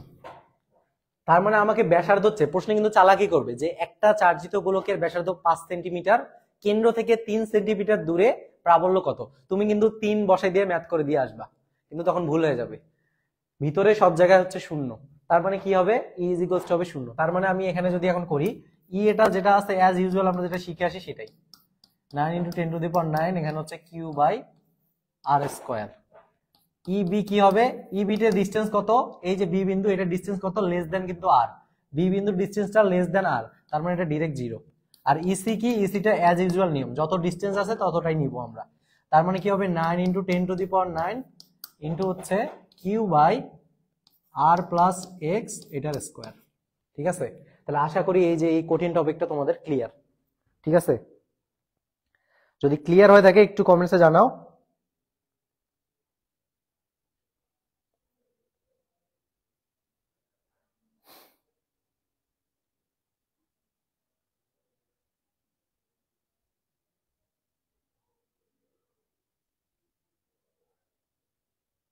একটু তোমরা কমেন্টসে জানাও, যদি ক্লিয়ার হয়ে থাকে তাহলে কমেন্টসে জানাও। আচ্ছা ঠিক আছে, সবার ক্লিয়ার। তাহলে আমরা এখন পরবর্তীতে আসবো। পরবর্তীতে যে টপিকটা আছে সেটা হচ্ছে যে প্রশ্ন একটা দেওয়া আছে। তো দেখো 5 মিটার ব্যাসার্ধের একটি পরিবাহী গোলকের চার্জ কত দেওয়া আছে? চার্জ দেওয়া আছে হচ্ছে 4 মাইক্রোকুলম। কেন্দ্র থেকে 4 সেন্টিমিটার দূরত্বে বিভব কত? এটা একটু খেয়াল করো। একটা গোলক দেওয়া আছে যেটার ব্যাসার্ধ কত? 5 সেন্টিমিটার। এরা বলছে কেন্দ্র থেকে 4 সেন্টিমিটার দূরে কত। তাহলে কেন্দ্র থেকে 4 সেন্টিমিটার দূরে, তার মানে কি এখানে দূরত্বটা, যে দূরত্বটা আমার দিছে, কত দূরত্ব? 4 সেন্টিমিটার। তাহলে এই দূরত্বটা লেস দেন কিন্তু 5, এই দূরত্বটা লেস দেন 5। তাহলে কি বলছি ভাইয়া, যে দূরত্ব যেটা দিবে সেটা যদি লেস দেন ব্যাসার্ধ হয়, তাহলে ব্যাসার্ধ নিয়েই আমাকে ম্যাথ করতে হবে।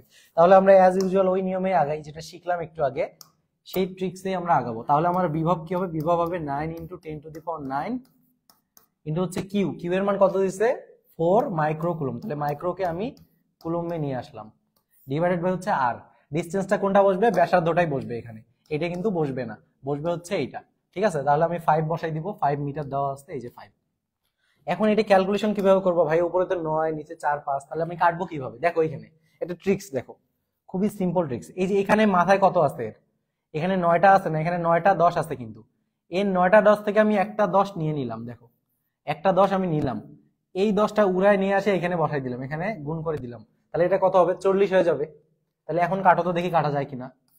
তাহলে 5 8 40, ঠিক আছে? 5 8 5 হচ্ছে 40 হলো। তাহলে এইটা এখন কত হবে? 8 9 72, 8 9 72, 72 ইন্টু, এখন জাস্ট পাওয়ার ক্যালকুলেট করব। পাওয়ার গুলো ক্যালকুলেট করো, তাহলে যেটা হবে সেটাই আনসার। তাহলে এখানে কত থাকতেছে? এখানে কিন্তু 8, ঠিক আছে? 8, এটা 5 মিটার হবে না, তোমাদের প্রশ্নটা একটু ভুল দেওয়া আছে, একটু কারেক্ট করে নাও। এখানে 5 সেন্টিমিটার হবে এটা, ঠিক আছে? এটা একটু 5 মিটার দূরে তো চার্জ থাকলে এটা 5 সেন্টিমিটার হবে এটা, ঠিক আছে? 5 সেন্টিমিটার। তাহলে 5 × 10⁻² হবে এখানে, যদি আমি মিটার করে নিই। তাহলে আমরা যদি এখন ক্যালকুলেট করি খুবই সিম্পলি পাওয়ার গুলা, তাহলে এখানে কত আছে? 10 এর উপর 8 আছে, এখানে কত আছে? -6 আছে, এটা উপরে গেলে হবে পজিটিভ। তার মানে 10 থেকে, তাহলে কত থাকতেছে ভাইয়া? 72 × 10। তাহলে 8 2 10, 10 থেকে 6 গেলে থাকে হচ্ছে 4। তাহলে অপশন মিলেই আমি দেখি কোডটা আছে। দেখো 72 × 10⁴ আসছে, বাট এখানে অপশনে দেখো 72 জাতীয় কোনো কিছু নাই, ডি নাম্বারে আছে কিন্তু 72 এর মতো দেখতে, সেটার পাওয়ার কিনা 5। তো তো এটার পাওয়ার তো 5 করলে আমার চলে আসতেছে, এটার পাওয়ার 5 করলে চলে আসতেছে, এটাই আনসার।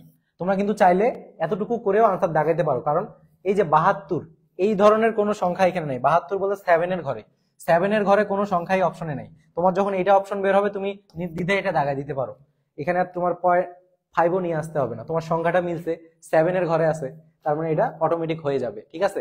আর যদি একই ধরনের সংখ্যা থাকে, পাওয়ার আলাদা থাকে, সেই ক্ষেত্রে আমরা চেক করে দেখতে পারি। তো আশা করি বুঝতে পারছো। এরপর আমরা পরবর্তীতে আগাবো। পরবর্তীতে যেটা টাইপ 4 সেটা হচ্ছে ধারকত্ব।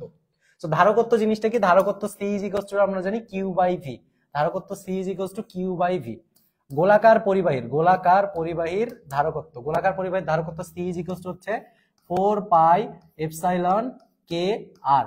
দ্যাট মিন্স গোলাকার পরিবাহীর ক্ষেত্রে ধারকত্বটা হচ্ছে ব্যাসার্ধের সমানুপাতিক। এখানে কে কি? কেটা হচ্ছে পরাবৈদ্যুতিক ধ্রুবক, ঠিক আছে, পরাবৈদ্যুতিক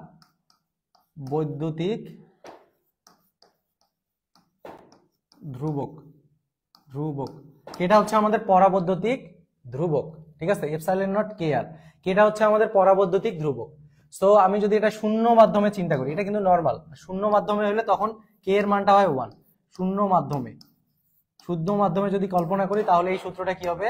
সি ইজ ইকুয়ালস টু হবে 4 pi epsilon naught R, 4 pi epsilon naught R, তখন নট হয়ে যাবে শূন্য মাধ্যমের জন্য এপসাইলন নট, আর কে এর মান যেহেতু শূন্য মাধ্যমে 1, যার কারণে আমরা এটা লিখে দিতে পারি। অনেক সময় কিন্তু তোমাদের কেটাও লাগে, যার কারণে এই দুইটাই মনে রাখবা, যদি শূন্য মাধ্যম বলে তাহলে এইটা, আর যদি কোনো কিছু না বলে তখন আমরা এটা দিয়ে ম্যাথ করব, ঠিক আছে। অনেক সময় আমরা এটাকে এপসাইলন নটও দিয়েও করতে পারি, বাট কে এর মানটা কিন্তু চেঞ্জ হইতে পারে, কে এর মানটা চেঞ্জ হবে।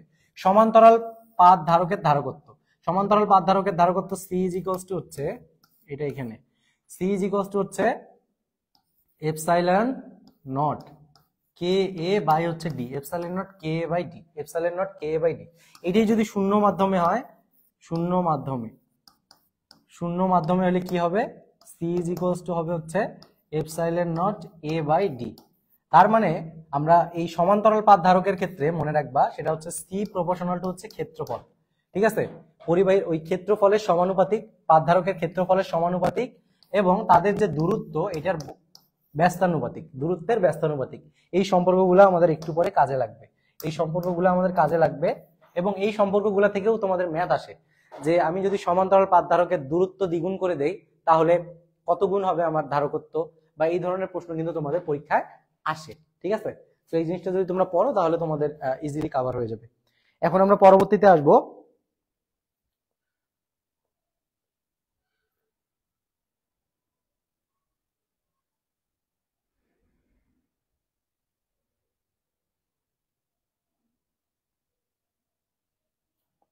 এখন আমরা পরবর্তীতে আসবো। পরবর্তীতে হচ্ছে ধারকের টাইপ 5 হচ্ছে ধারকের সমবায় এবং সঞ্চিত শক্তি। তো টাইপ 4 এর যে প্রশ্ন এটা আমরা একটু পরেই সলভ করব। তো টাইপ 5টা আগে দেখে নিই। ধারকের সমবায় এবং সঞ্চিত শক্তি। তো ধারকের সমবায় বিভিন্ন ভাবে হয়, শ্রেণীতে হয়, সমান্তরালে হয়, আবার মিশ্র হয়, ঠিক আছে। তো আমরা এখানে শিখবো হচ্ছে শ্রেণী সমবায় আর সমান্তরাল সমবায়। তো শ্রেণী সমবায়ের ক্ষেত্রে কি হবে? 1/CS ইজ ইকুয়ালস টু হচ্ছে 1/C1 plus 1/C2 plus 1/C3। এই যে এই চিত্র অনুযায়ী যদি আমরা করি এটাই হয়। তো এটা তোমরা শর্টকাটে আসলে মনে রাখবা, সেটা হচ্ছে CS is equals two 1/C1 plus 1/C2 plus হচ্ছে 1/C3, এটার হোল ইনভার্স, এটা দিয়ে মনে রাখবা, হোল ইনভার্স দিয়ে মনে রাখবা, তাহলে তোমাদের ম্যাথ করতে সুবিধা হবে আর কি। যেটা আনসার আসবে সেটাকে উল্টাই দিবা, এই ভিতরে যেটা আনসার আসবে সেটাকে উল্টাই দিবা জাস্ট। এবার হচ্ছে সমান মানের n সংখ্যক ধারকের ক্ষেত্রে, সমান মানের n সংখ্যক ধারকের ক্ষেত্রে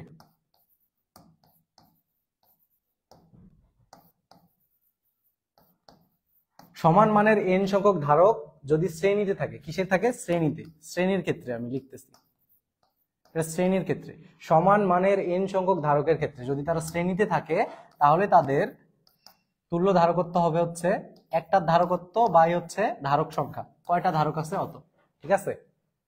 ঠিক আছে, সমান মানটা যদি এখানে স্থির হয় আর কি। সো এখানে এটা দেখে নিবা, তাহলে এটা হবে হচ্ছে এটা।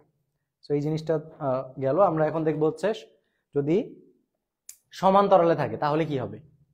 সমান্তরাল সমবায়ের ক্ষেত্রে কিছুই না, জাস্ট যোগ হবে। সিপি ইজ ইকুয়ালস টু হচ্ছে C1 C2 C3 dot dot এইভাবে চলতেই থাকবে, যতগুলা থাকবে ততগুলা। তো আমাদের এই চিত্র অনুযায়ী যদি চিন্তা করি তাহলে হচ্ছে এটা হবে। এখন হচ্ছে সমান মানে ধারকের ক্ষেত্রে, এটা একটু লিখি আমি, যে সমান মানের n সংখ্যক ধারকের ক্ষেত্রে, এটা কি ধারকের ক্ষেত্রে কি, এটা হচ্ছে সমান্তরালে যদি থাকে, সমান্তরালে সমান মানের n সংখ্যক যদি ধারক সমান্তরালে থাকে, n সংখ্যক ধারক, সেই ক্ষেত্রে আমার সিপিটা হবে হচ্ছে প্যারালালের ক্ষেত্রে n ইনটু সি। সো এইখানে একটা শর্টকাট তোমাদের জন্য লুকায় আছে, যে শর্টকাট থেকে বিভিন্ন ভার্সিটিতে প্রায় প্রশ্ন আসে এবং ঢাবিতেও এখান থেকে প্রশ্ন আসছিল। সো আমরা এটা দেখব, সেটা হচ্ছে যে এখন সমান মানের n সংখ্যক রোধের ক্ষেত্রে তাহলে আমরা দুইটা যদি একটু তুলনা করি, সিএস বাই সিপি ইজিকোস টু যদি তুলনা করি তাহলে দেখবা হয় হচ্ছে 1/n²। এটা একটু মাথায় রাখবা, এই যে এই শর্টকাটটা দিয়ে ম্যাথ আসে, এই শর্টকাটটা অবশ্যই মাথায় রাখবা, এটা হচ্ছে ভেরি ভেরি ইম্পর্টেন্ট এটা, ঠিক আছে? ওকে, অবশ্যই মাথায় রাখবা, এটা হচ্ছে ভেরি ভেরি ইম্পর্টেন্ট।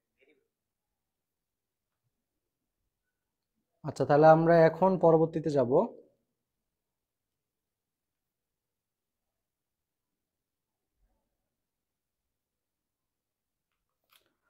তাহলে আমরা এখন প্রশ্ন দেখব। প্রশ্ন দেখার আগে সঞ্চিত শক্তিটা দেখব। সঞ্চিত শক্তি কিউ সমান কি, আমরা জানি কিউ সমান হচ্ছে সিভি, এই জিনিসটা একটু মাথায় রাখবো। আর বেজ একটা সূত্র মনে রাখবো, সেটা হচ্ছে ইউ সমান হচ্ছে হাফ সিভি স্কোয়ার। সঞ্চিত শক্তি, এটা হচ্ছে কি সঞ্চিত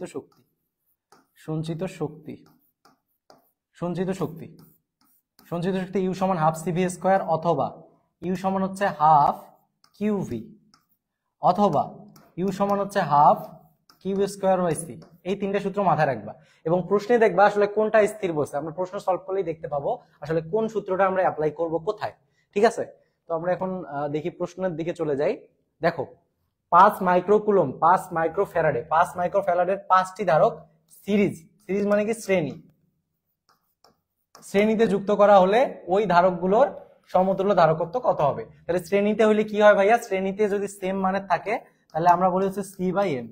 সি এর মানটা এখানে কত, 5 মাইক্রোফ্যারাডে ডিভাইডেড বাই হচ্ছে কয়টা, 5টা, এন এর মান হচ্ছে এখানে 5, তাহলে এটা কাটলে কত হয়, 1 মাইক্রোফ্যারাডে। তাহলে এটা হচ্ছে আমাদের आंसर সি নাম্বারটা। এখন আমরা পরবর্তীতে যাব। পরবর্তীতে দেখো দেওয়া আছে একটি সমান্তরাল প্লেট ক্যাপাসিটরের প্লেটের ক্ষেত্রফল এ দেওয়া আছে। ভালো কথা, প্লেট দুটির মধ্যে পরাবৈদ্যুতিক বস্তু প্রবেশ করানো হলো যার আপেক্ষিক পারমিটিভিটিটাই হচ্ছে পরাবৈদ্যুতিক ধ্রুবকের মান, ঠিক আছে?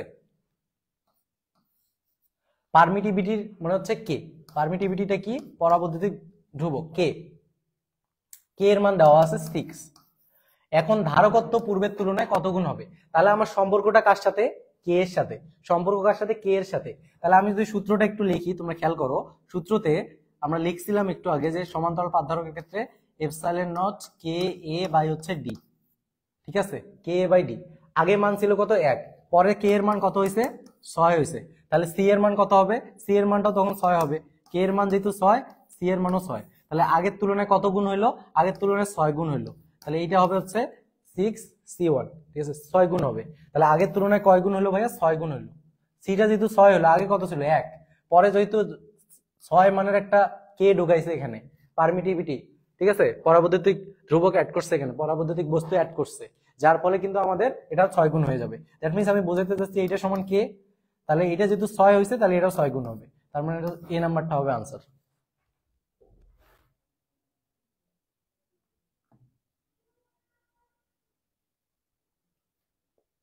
এরপরে দেখো, দুটি সমান ধারকত্বের ধারককে প্রথমে শ্রেণীতে এবং পরে সমান্তরালে যুক্ত করা হলে শ্রেণী এবং সমান্তরালের তুল্য ধারকত্বের অনুপাত কত?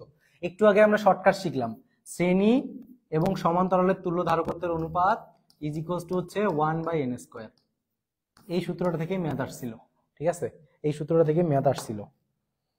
তাহলে কি হবে आंसर, কয়টা এখানে, 2টি, তার মানে এন এর মান কত, এন এর মান হচ্ছে যতটা থাকবে ততটা, তার মানে CS by CP is equals to হচ্ছে 1/2² ইজ ইকুয়ালস টু 1/4।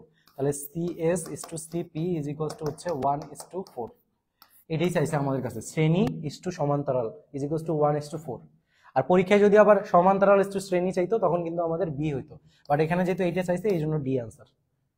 এরপর আমরা পরবর্তীতে আসি। পরবর্তীতে কি, এটি সমান্তরাল পাত ধারককে চার্জিত করার পর ব্যাটারি খুলে ফেলা হলো। এটা একটু ভালো করে বোঝো, এটা ম্যাক্সিমাম স্টুডেন্টে ভুল করে, এই ম্যাথটা ম্যাক্সিমাম স্টুডেন্টে ভুল করে। এটা কিন্তু রিসেন্ট কোশ্চেন, রিসেন্ট সময়ে আসা, খুব রিসেন্ট একটা কোশ্চেন। তাহলে কি ভুল করে দেখো, একটি সমান্তরাল পাত ধারককে চার্জিত করার পর ব্যাটারি খুলে ফেলা হলো। কি দিছি আমি, চার্জ দিছি, চার্জিত করলাম, কিউ পরিমাণ ধরো চার্জ দিলাম, দেওয়ার পর ব্যাটারি খুলে নিলাম। কাজটা কি কাজ করছি ওইখানে, চার্জিত করছি, চার্জিত করার পর ব্যাটারি খুলে নিলাম, তার মানে আর চার্জ হবে না, তার মানে কে স্থির, এখানে চার্জ স্থির, চার্জটা তখন কিন্তু স্থির হয়ে গেল। আচ্ছা, এইটুকু আমরা বুঝছি। এখন আমরা আসি, এই অবস্থায় ধারকটিতে সঞ্চিত শক্তির পরিমাণ হচ্ছে ইউ নট। মানে শুরুতে যখন আমরা স্থির অবস্থায় যখন চার্জ দেওয়া হয়েছে তখন হচ্ছে ইউ নট ছিল, এই পর্যন্ত। এইটা গেল, এটা আগের কাহিনী। এখন পরে একটা কাহিনী করব, সেটা হচ্ছে পাত দুটির দূরত্ব যদি দ্বিগুণ করা হয়, পাত দুটার দূরত্ব যদি দ্বিগুণ করা হয় তবে ধারকে সঞ্চিত শক্তি কত গুণ হবে। এখন পাত দুইটাকে দ্বিগুণ করছে। এখন আসো, এখানে অনেক সম্পর্ক এখানে লুকায় আছে। দেখো আমরা ইউ সমান কি জানি, এটা আমাদের শুরুর ক্ষেত্রে কিন্তু ইউ সমান কি জানি, half CV square is equals to জানি হচ্ছে half q v is equals to জানি হচ্ছে half q square by c. এই তিনটা সূত্র কিন্তু আমরা জানি। এখন বসাবো কোনটা আসলে, এখানে কি বোঝাইতে যাচ্ছে, এখানে কি বোঝাইতে যাচ্ছে, আমি বলছি যে যেটা স্থির সেটা নিয়ে কাজ করব আমরা, ঠিক আছে, যেটা স্থির সেটা নিয়ে কাজ করব। এখন স্থির আসলে কোনটা, এখানে দেখো কার সাথে কার সম্পর্ক। এখন দেখো এখানে ধারকের সাথে সম্পর্ক, ঠিক আছে, ধারকের সঞ্চিত শক্তি কত হবে। দেখো পাত দ্বয়ের দূরত্ব, দূরত্বের সাথে কার সম্পর্ক আছে, ধারক মানে সি এর সম্পর্ক আছে। তার মানে আমাকে এই সূত্রে প্রথমে সি আর কিউ এর সম্পর্কটা ফাইন্ড আউট করতে হবে, সি আর কিউ এর সম্পর্কটা ফাইন্ড আউট করতে হবে। কোথায় কোথায় সি আর কিউ আছে দেখো, এখানে আছে সিভি, তার মানে এটা সূত্র বাদ। এখানে আছে কি কিউভি, তার মানে এটা বাদ। কিউ আর সি কোথায় আছে, এখানে আছে। তার মানে আমার কাজটা হবে পুরোটাই এই সূত্রটা নিয়ে, কিউ স্কোয়ার বাই সি, ঠিক আছে। এখন এইখানে কিউ স্থির, কে স্থির, এইটা স্থির, এটা স্থির। তাহলে এইটা যদি স্থির ধরি তাহলে ইউ এর সাথে এটার সম্পর্ক কত, 1/c। এই দেখো ইউ এর সাথে সি এর সম্পর্ক কি, 1/c। আচ্ছা, দ্যাট মিনস ব্যস্তানুপাতিক সম্পর্ক। সঞ্চিত শক্তির সাথে ধারকের সম্পর্ক কি, ব্যস্তানুপাতিক। আর আমি যদি এই সূত্র নিয়ে কাজ করতাম, এখানে দেখো সমানুপাতিক, এখানে বসাইলে আসবে একটা আনসার, এখানে বসাইলে আসবে আরেকটা আনসার, বুঝতে পারতেছো। এই জন্য তোমাকে আগে ম্যাথটা ধরতে হবে। তার মানে এই যে এইটাই হচ্ছে টুইস্ট, চার্জিত করার পর খুলে নিছি, তার মানে কিউ স্থির, কিউ স্থির মানে ইউ এর সাথে সম্পর্ক হচ্ছে ব্যস্তানুপাতিক। এখন বলছে যে দূরত্ব দ্বিগুণ করছে, দূরত্ব দ্বিগুণ করছে। এখন এই সি এর সাথে দূরত্বের সম্পর্কটা কি সেটা আমাকে দেখতে হবে। দেখো ম্যাথটা কিন্তু অনেক দূর পেঁচায় দিছে, অনেক দূর যাইতে হয় এটার জন্য। সো এটাতে বেসিক যদি তোমার ক্লিয়ার না থাকে তুমি আসলে এই আনসার ভুল করে দিয়ে আসবে নির্ঘাত। তো দেখো সি এর সাথে ডি এর সম্পর্ক কি, ব্যস্তানুপাতিক। এটা আমরা একটু আগে বলছি যে লাগবে একটু পর। তাহলে এইখানে যদি আমি একটু কনভার্ট করি, তাহলে দেখো সি এর সাথে ব্যস্তানুপাতিক হচ্ছে সঞ্চিত শক্তি, এটা লেখা যায়। তাহলে দেখো সি এর সাথে ইউ ব্যস্তানুপাতিক, সি এর সাথে ডিও ব্যস্তানুপাতিক, মানে দূরত্ব ব্যস্তানুপাতিক। তার মানে আমার সঞ্চিত শক্তির সাথে ডি কি, ডি হচ্ছে সমানুপাতিক হয়ে যাবে, ঠিক আছে। তার মানে এখন দেখো দূরত্ব কত গুণ করছে, দ্বিগুণ করছে, তার মানে সঞ্চিত শক্তি কত গুণ হবে, দ্বিগুণ হবে। তাহলে এটা যেহেতু দ্বিগুণ করছে, তাহলে আমার আনসার হবে 2 গুণ, ইনিশিয়ালের দ্বিগুণ, তার মানে 2 গুণ। তাহলে কার 2 গুণ, ইউ নট, যেহেতু আগেরটা ইউ নট বলছে তার মানে আমরা জাস্ট ইউ নট এখানে বসাই দিব। তাহলে 2 ইউ নট, 2 ইউ নট কোথায় আছে, এই যে এটা সি নাম্বারটা অ্যান্সার। আশা করি বুঝতে পারছো। সো দেখো তোমাকে আগে প্রশ্নটা পড়তে হবে ভালো করে, তারপর বুঝতে হবে যে কার সাথে কার সম্পর্ক দিছে। উদয় উদয় কিন্তু সূত্র বসাই দিয়ে ম্যাথ করে আসলেই হবে না, তোমাকে কনসেপ্ট অবশ্যই ক্লিয়ার করে যাইতে হবে যদি তুমি ঢাবিতে চান্স পাইতে চাও। আর যদি বলো যে ভাইয়া না ঢাবিতে আমার চান্স দরকার নেই, তাহলে তুমি সূত্র মুখস্থ করলেও হবে, ঠিক আছে। ওকে, এখন আসি তড়িৎ দ্বিমেরু ভ্রামক। এটা হচ্ছে একটা লেস ইম্পর্টেন্ট টপিক, যদিও বা এখান থেকে অনেক আগে প্রশ্ন আসছিল। তো এটা আমরা জাস্ট একটু দেখবো। দ্বিমেরু ভ্রামক পি সমান হচ্ছে Q plus Q into 2ICL। এবং দ্বিমেরু ভ্রামকের ক্ষেত্রে প্রাবল্যের যে সমীকরণ, এটা দেখে লিখবা, সেটা দেখে রাখবা, 1/4πε0 p/r³ root over 1 + 3 cos square theta. আর দ্বিমেরু ভ্রামকের ক্ষেত্রে যদি আমি বিভবের কথা বলি, বিভব হচ্ছে 1/4πε0 p cos θ/r²। এখানে কিন্তু পিটাই হচ্ছে দ্বিমেরু, ঠিক আছে, পিটাই হচ্ছে দ্বিমেরু ভ্রামক। এই যে দ্বিমেরু ভ্রামক, এই পিটাই কিন্তু হচ্ছে দ্বিমেরু ভ্রামক। ওকে,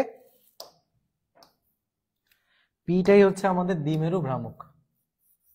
এখানে এমনিতেই আসলে পিডিএফ এ তোমরা দেখতে পারবে এটা।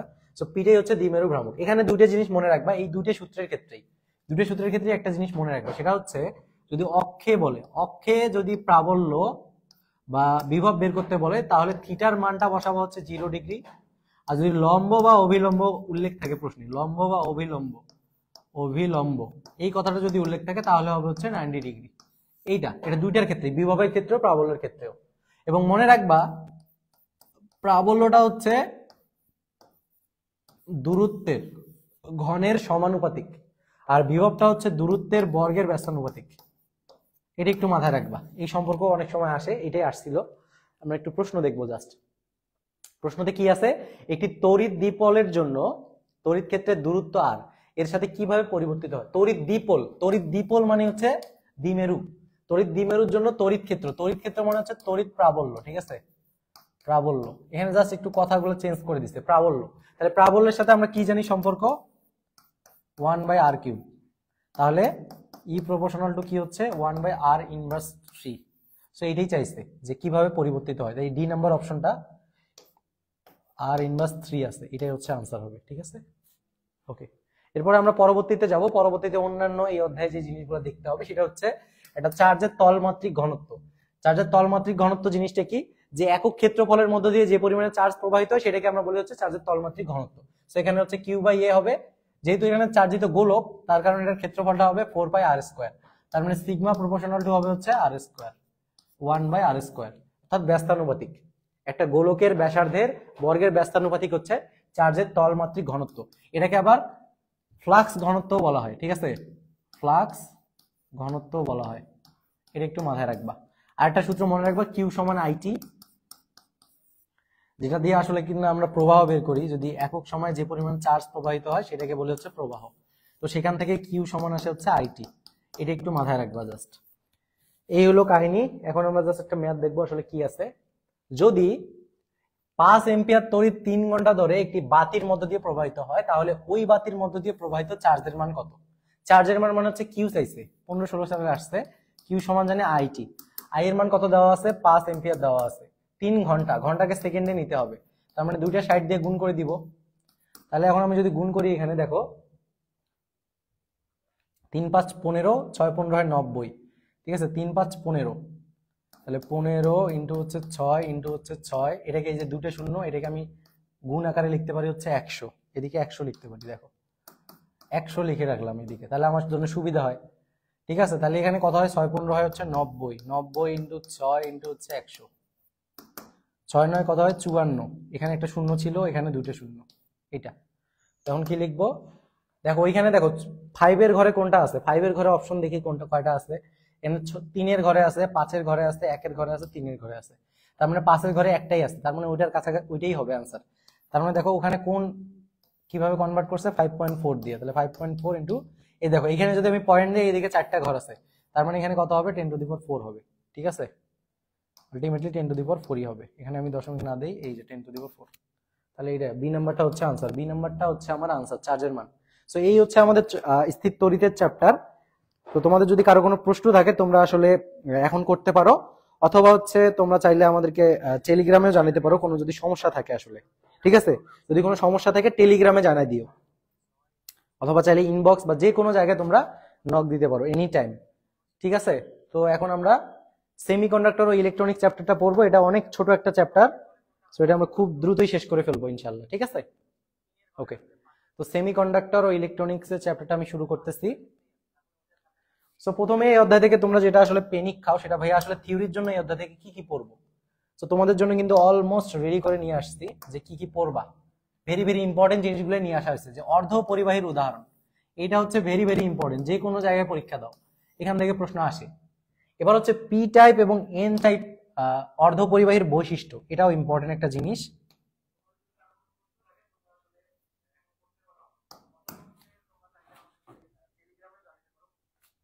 ঠিক আছে, তো অর্ধ পরিবাহীর উদাহরণ।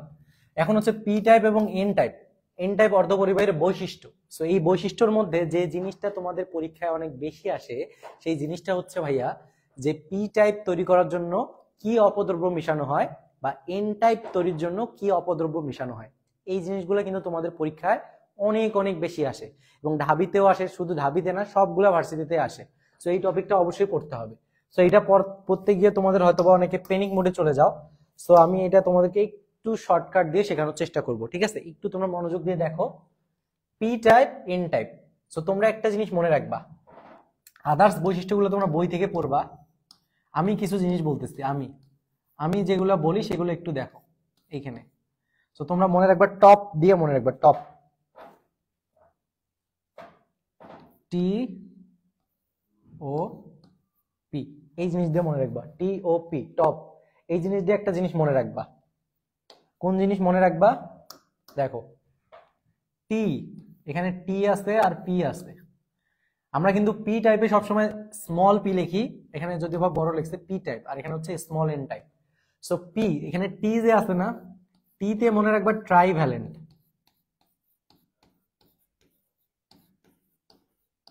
ট্রাইভ্যালেন্ট মানে কি? ত্রিযোজী। ট্রাইভ্যালেন্ট মানে কি? ত্রিযোজী। আর পিতে কি? পিতে হচ্ছে পি টাইপ। এই জিনিসটা একটু মাথায় রাখো তো, যে ট্রাইভ্যালেন্ট গুলা মেশানো হয় হচ্ছে পি টাইপ তৈরির জন্য। ট্রাইভ্যালেন্ট মেশানো হয় অপদ্রব্য হিসাবে বা ডোপায়নের সময়, সেটা হচ্ছে কোনটা তৈরির জন্য? পি টাইপ তৈরি করার জন্য। তো ট্রাইভ্যালেন্ট তোমরা অনেকেই জানো, সেটা হচ্ছে অ্যালুমিনিয়াম, তারপর হচ্ছে আরো আছে যেগুলো তোমরা আছে যেগুলো পড়ে নিবা, ঠিক আছে? বোরন, এই যে জিনিসগুলো আছে এগুলো তোমরা একটু দেখে নিবা। সো আরো যে আদার্স উদাহরণগুলো আছে, উদাহরণগুলো দেখার কাজ হচ্ছে তোমাদের।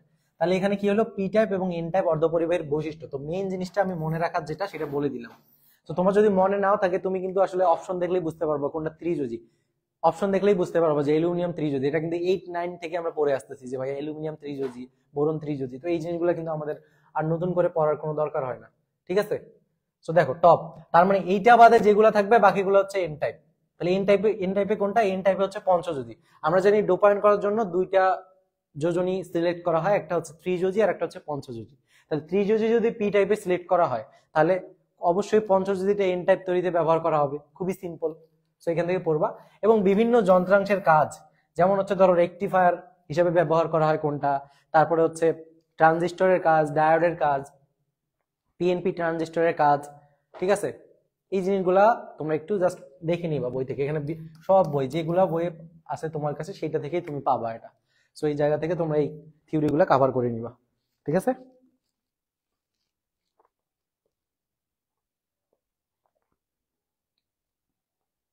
এখন আমরা যেটাতে আসবো সেটা হচ্ছে একটু কিছু প্রশ্ন দেখি, যে আসলে কি কি প্রশ্ন, আসলে আসলে কেন আমি এই টপিকগুলো সিলেক্ট করলাম। দেখো, এই টপিকগুলো থেকে ঢাবিতে প্রশ্ন আসছে, যে এন টাইপ অর্ধপরিবাহী তড়িৎ জন্য যে পরমাণু দ্বারা ডোপায়ন করা হয় তারা তারা কত? দেখো, কোন এটা? N type. আমরা কিন্তু পড়ছি টপ, টি ও পি, তার মানে পি টাইপটা পড়ছি। পি টাইপের জন্য কি? ত্রিযোজী। তাহলে এখানে এন টাইপ দিছে, তাহলে এন টাইপের জন্য পঞ্চযোজী। ডি নাম্বারটাই আনসার। খুবই সিম্পল। আচ্ছা, ঠিক আছে। এরপরে আমরা পরবর্তীতে যাই, যে এমপ্লিফায়ার হিসেবে ব্যবহার করা হয় কোনটা। এটা খুবই একটা সহজ প্রশ্ন, সেটা হচ্ছে ট্রানজিস্টর। ট্রানজিস্টরটা এমপ্লিফায়ার হিসেবে ব্যবহার করা হয়, আবার বিভিন্ন পরিবর্তী সুইচ তৈরিতে ব্যবহার করা হয়, অনেক ক্ষেত্রে ব্যবহার করা হয় এটা। তো তোমরা বই থেকে এগুলো আসলে জিনিসগুলো ক্লিয়ার করে ফেলবা। এবং লজিক গেট নিয়ে যারা টেনশন করতেছো, আসলে লজিক গেটের ম্যাথ বিগত 20 বছরের ইতিহাসে কিন্তু ঢাবিতে দেখা যায় না, ঠিক আছে? সো তোমরা এটা নিয়ে আসলে এত প্যানিক হওয়ার কিছু নেই। তারপরে তোমরা আসলে আগের যে ইয়েগুলো এমনি জাস্ট একটু দেখে যাবা, বেসিক যে জিনিসগুলো, and, or, x or, x nor, এই গেটগুলো একটু দেখবা। এখন আসি, ম্যাথমেটিক্যাল টার্ম থেকে প্রশ্ন আসলে কোন টপিক থেকে আসলে প্রশ্ন আসার সম্ভাবনা অনেক অনেক বেশি। সেই দুইটা টপিক আমরা আজকে কভার করব। দুইটা টাইপ আছে, এই দুইটা টাইপ তোমাদেরকে পড়াই দেই। টাইপ নাম্বার 1 হচ্ছে ট্রানজিস্টর সংক্রান্ত। ট্রানজিস্টর সংক্রান্ত, ট্রানজিস্টরের ক্ষেত্রে দেখো, IE plus IB plus IC, ঠিক আছে? আইই সমান হচ্ছে আইবি প্লাস আইসি। আইই কি? আই হচ্ছে ইমিটারের কারেন্ট, ইমিটারের প্রবাহ, ঠিক আছে? আর আইবি, আইবি সমান কি? আইবি সমান হচ্ছে বেজ, বেজের কারেন্ট, ঠিক আছে? বেজের প্রবাহ, বেজের প্রবাহ, অনেক সময় ভূমি বলে এটাকে। তারপরে সি, সিতে কি? সিতে হচ্ছে কালেক্টর, কালেক্টর বা সংগ্রাহকের প্রবাহ, সংগ্রাহকের প্রবাহ, সংগ্রাহকের প্রবাহ, ঠিক আছে। ওকে, তাহলে আমরা পরবর্তীতে দেখি কি সূত্র আছে, কি জিনিস পড়তে হবে। দেখো, প্রবাহ বিবর্ধন গুণাঙ্ক, প্রবাহ বিবর্ধন গুণাঙ্ক আলফা ইজ ইকুয়ালস টু হচ্ছে আইসি বাই আইই, আইসি বাই আইই। প্রবাহ বিবর্ধন গুণাঙ্ক কি? Alpha, alpha is equals to হচ্ছে আইসি বাই আইই। আর একটা হচ্ছে প্রবাহ লাভ, প্রবাহ লাভ এটা আইসি বাই আইবি, এটাকে হচ্ছে del IC by del IB লেখা যায়, del IC by del i b, এই এখানে লেখা যায়, এখানে সূত্র সব লেখা আছে। প্রবাহ লাভকে আরেক নামে ডাকা হয়, সেটা হচ্ছে gain current, gained current, gain current. আর প্রবাহ বিবর্ধন গুণাঙ্ককে বলা হচ্ছে এমপ্লিফিকেশন ফ্যাক্টর, অ্যাম্প্লিফিকেশন ফিকেশন ফ্যাক্টর। প্রশ্নে তোমাদের এগুলা লেখা থাকলে তোমরা আবার চমকায় যাও যে ভাই এটা কই থেকে আসলো। এটা আসলে এটার ইংলিশ নামটাই অ্যাম্প্লিফিকেশন ফ্যাক্টর বা প্রবাহ বিবর্ধন গুণাঙ্ক, আর এখানে হচ্ছে গেইন কারেন্ট। এটুকু আমাদের গেল। এবার হচ্ছে সম্পর্কতে আসি আমরা একটু। সম্পর্কটা থেকে তোমাদের প্রশ্ন আসে, সেটা হচ্ছে বিটা ইজ ইকুয়ালস টু হচ্ছে আলফা ডিভাইডেড বাই হচ্ছে 1 মাইনাস আলফা, আর আলফা ইজ ইকুয়ালস টু হচ্ছে বিটা 1 প্লাস বিটা। তো এইটা মনে রাখবা কিভাবে? এইটা দেখো, আমি তোমাকে একটা গল্প বলি, গল্পটা শুনলেই তোমার মনে থাকবে। একটা গল্প বলি, এই যে এইটা তোমরা মনে রাখবা কিভাবে? একটা জাস্ট গল্প বলবো, এই গল্পটা বললেই কিন্তু তোমার মনে থাকবে, ঠিক আছে? সো আমরা সবাইকে বলি যে বি পজিটিভ, বি পজিটিভ, এই কথাটা কিন্তু আমরা প্রায়শই ইউজ করি, এবং দেখা যায় যে বি প্লাস রক্ত ম্যাক্সিমাম মানুষের পাওয়া যায় বি পজিটিভ। অথবা এটাও মনে রাখতে পারো যে রক্ত যেগুলো পাওয়া যায় সবগুলো পজিটিভ, এবং আমরা যে কথাটা ইউজ করি বারবার সেটা হচ্ছে B positive man, B positive. কোনো কিছু একটা হলেই বলি না ম্যান, এত ঘাবড়ে যাওয়ার কিছু নেই, বি পজিটিভ। সো আমরা কথায় কথায় যে জিনিসটা ইউজ করি সেটা হচ্ছে বি পজিটিভ। তার মানে তোমরা এখানে মনে রাখবা, যখনই আমরা আলফা বের করতে চাবো বিটা হবে পজিটিভ, বি যদি পজিটিভ হয় আলফা হবে নেগেটিভ, ঠিক আছে? বি মনে হচ্ছে বিটা, বি মনে হচ্ছে কি বিটা, বিটার মতো দেখতে হচ্ছে বি, তাহলে বিটা হবে কি পজিটিভ, বি পজিটিভ ম্যান, টেনশনের কোনো কারণ নাই, বি পজিটিভ। তার মানে কি, যদি আলফা আমাকে লিখতে দেয় তার মানে কি উপরে কিন্তু একটা বিটা লিখতেই হবে। এখন নিচে প্লাস নাকি মাইনাস এটা নিয়ে আমার সবসময় কনফিউশন হয়।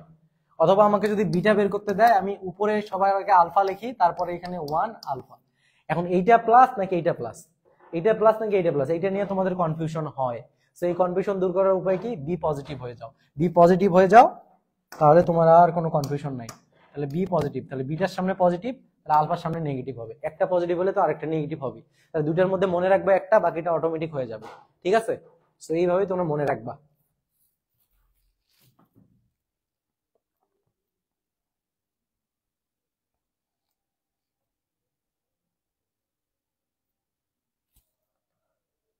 দেখো, এখন আমরা একটা ম্যাথ সলভ করব যে কোনো কমন বেস ট্রানজিস্টর বিন্যাসে এমিটার কারেন্ট, এমিটার এটা হচ্ছে ইমিটার, ইমিটার কারেন্ট হচ্ছে 1.2 milliampere, emitter current i e এর মান দেওয়া আছে, এরপরে হচ্ছে কি আছে, এবং কালেক্টর কারেন্ট, কালেক্টর মানে হচ্ছে আইসি দেওয়া আছে, বেস কারেন্ট কত মানে আইবি কত, আইবিটা আমার কাছে চাওয়া। তো আমরা সূত্র পড়ে আসছি একটু আগে, সেটা হচ্ছে আই ই সমান হচ্ছে আই বি প্লাস হচ্ছে আই সি। খুবই সিম্পল। তাহলে আমাকে বের করতে বলা কি? আই বিটা বের করতে বলা। তাহলে i b is equals to কি হবে? I e minus i c. তাহলে আই এর মানটা কত? আই এর মান হচ্ছে 1.2 মিলি অ্যাম্পিয়ার। এটাকে আমি কিসে নিয়ে যাব? অ্যাম্পিয়ারে নিয়ে যাব। তার মানে মিলি যেহেতু আছে 10 কিউব মাইনাস আইসি, আইসি এর মান দেওয়াই আছে 9 ইন্টু 10 ইনভার্স 4। এখন বললো ভাইয়া এটা ক্যালকুলেট করলে তো মাইনাস আসবে, আসলে মাইনাস আসবে না। তোমরা মনে রাখবা পাওয়ার জাতীয় কোনো কিছু যদি থাকে, এই যে পাওয়ার, পাওয়ার জাতীয় যদি কোনো কিছু থাকে, পাওয়ার জাতীয় যদি কোনো কিছু পাও এই ধরনের, মনে রাখবা এগুলো যোগ বিয়োগ করতে হলে অবশ্যই পাওয়ার সেম হইতে হবে। যোগ বিয়োগ করতে গেলে, যোগ বা বিয়োগ করতে গেলে কি করতে হবে? পাওয়ার সেম হইতে হবে, পাওয়ার সেম হইতে হবে। যোগ বিয়োগ করতে গেলে কি করতে হবে? পাওয়ারটা সেম থাকতে হবে। যোগ বিয়োগ করতে গেলে কি করতে হবে? পাওয়ারটা অবশ্যই আমার সেম থাকতে হবে।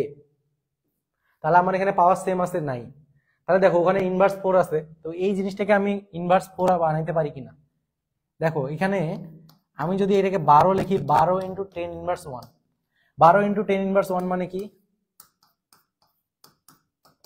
1.2। তার মানে আমার আগের লাইনের এইটুকের সাথে এটা মিলছে কিনা? 1.2 এর জন্য আমি দেখলাম 12 ইন্টু 10 ইনভার্স 1, তার মানে যা তা তাই, যে লাউ সেই কদু, ঠিক আছে? এরপরে কি যা আছে তাই লিখবো এখন, 10 ইনভার্স 3, তারপরে হচ্ছে মাইনাস আছে মাইনাস লিখবো, 9 ইন্টু 10 ইনভার্স 4 এই পর্যন্ত আমি লিখবো। তাহলে আমার কি হবে 12 ইন্টু 10 ইনভার্স 4 হবে, হয়ে যাবে এই যে এখানে একটা আসছে এটা সহ, আর এখানে হবে 9 ইন্টু 10 ইনভার্স 4। এটা যদি আমি করি তাহলে কি হবে 3 ইন্টু 10 ইনভার্স 4। এখন আমি অপশনে খুঁজি 3 ইন্টু 10 ইনভার্স 4 কোথাও আছে কি না, নাই। বাট এই যে একটা দেখো, একটা কি আছে 3.3 ইন্টু 10 ইনভার্স 3, এটা আগে বাদ, 3.5 আগে বাদ, এইটা আছে আর এইটা আছে, এটাতে কত আছে, এটাতে কিউব আছে আর এটাতে ইনভার্সাল আছে, তাহলে এইটাই আনসার হবে। তুমি যদি এটাকে চেঞ্জও করো ওই জিনিসই আসবে, 0.3 দিলাম দিয়ে হচ্ছে 10 ইনভার্স 3 আসবে, তাহলে এইটা হচ্ছে আমাদের আনসার। ঠিক আছে, সো এই হচ্ছে মোটামুটি এখানকার ম্যাথ। এখন আমরা পরবর্তী টাইপে যাব, সংখ্যা পদ্ধতি। এটা শেষ করলে আমাদের শেষ হয়ে যাবে, এরপরেই কিন্তু তোমাদের পছন্দের যে স্লাইড থ্যাংক ইউ এটা আসে। এরপরে দেখো টাইপ 2। টাইপ 2 হচ্ছে সংখ্যা পদ্ধতি। তো সংখ্যা পদ্ধতি রূপান্তরের ক্ষেত্রে আমরা বাইনারি টু ডেসিমেল কিভাবে যায় এটা যদি খুব ভালো করে শিখি, এটা দিয়ে আমরা সব ম্যাথগুলো করে ফেলতে পারবো। কিভাবে দেখো, বাইনারি টু আমি যদি ডেসিমেলে যাইতে চাই অথবা ডেসিমেল থেকে বাইনারিতে যাইতে চাই তাহলে কি করব, এখানে একটা সংখ্যা দেওয়া আছে 71 10 2, মানে বাইনারিতে করলে কত হবে, তাহলে আমরা ডেসিমেল থেকে প্রথমে বাইনারিতে যাই।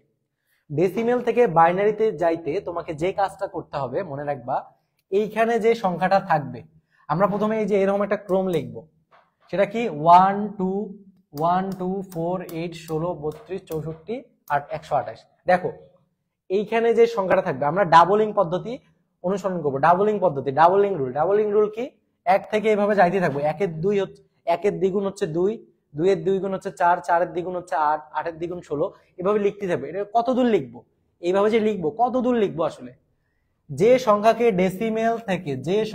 ডেসিমেল থেকে বাইনারিতে নিতে বলবে তার পরের ডিজিট পর্যন্ত আমরা যাবো, তার চেয়ে বড় পর্যন্ত আমি যাব ডাবলিং করে। তাহলে এখানে আমার সংখ্যাটা কত আছে, 71 আছে। তাহলে আমি 1 2 4 করে যদি যাই 1 2 4 8 16 32 64, দেখো 64 কিন্তু 71 এর চেয়ে ছোট, তার মানে 64 দ্বিগুণ পর্যন্ত আমি যাব, 128 পর্যন্ত যাব। তার মানে এর মাঝেই আমার ওই 71 সংখ্যাটা আছে, এর মাঝে 71 সংখ্যাটা আছে। এখন আমি 71 যদি মিলাইতে চাই তখন আমি এই যে বড় সংখ্যাটা নিলাম এটা আগে বাদ দিব, কারণ এটা নিলে তো আমার 71 এর চেয়ে আগেই বেশি হয়ে যাবে, তো এটা বাদ। এই পর্যন্ত আমরা লিখছি কারণ যাতে আমাদের কোনো সংখ্যা বাদ না যায়, যাতে আমরা সেফ প্লে করতে পারি।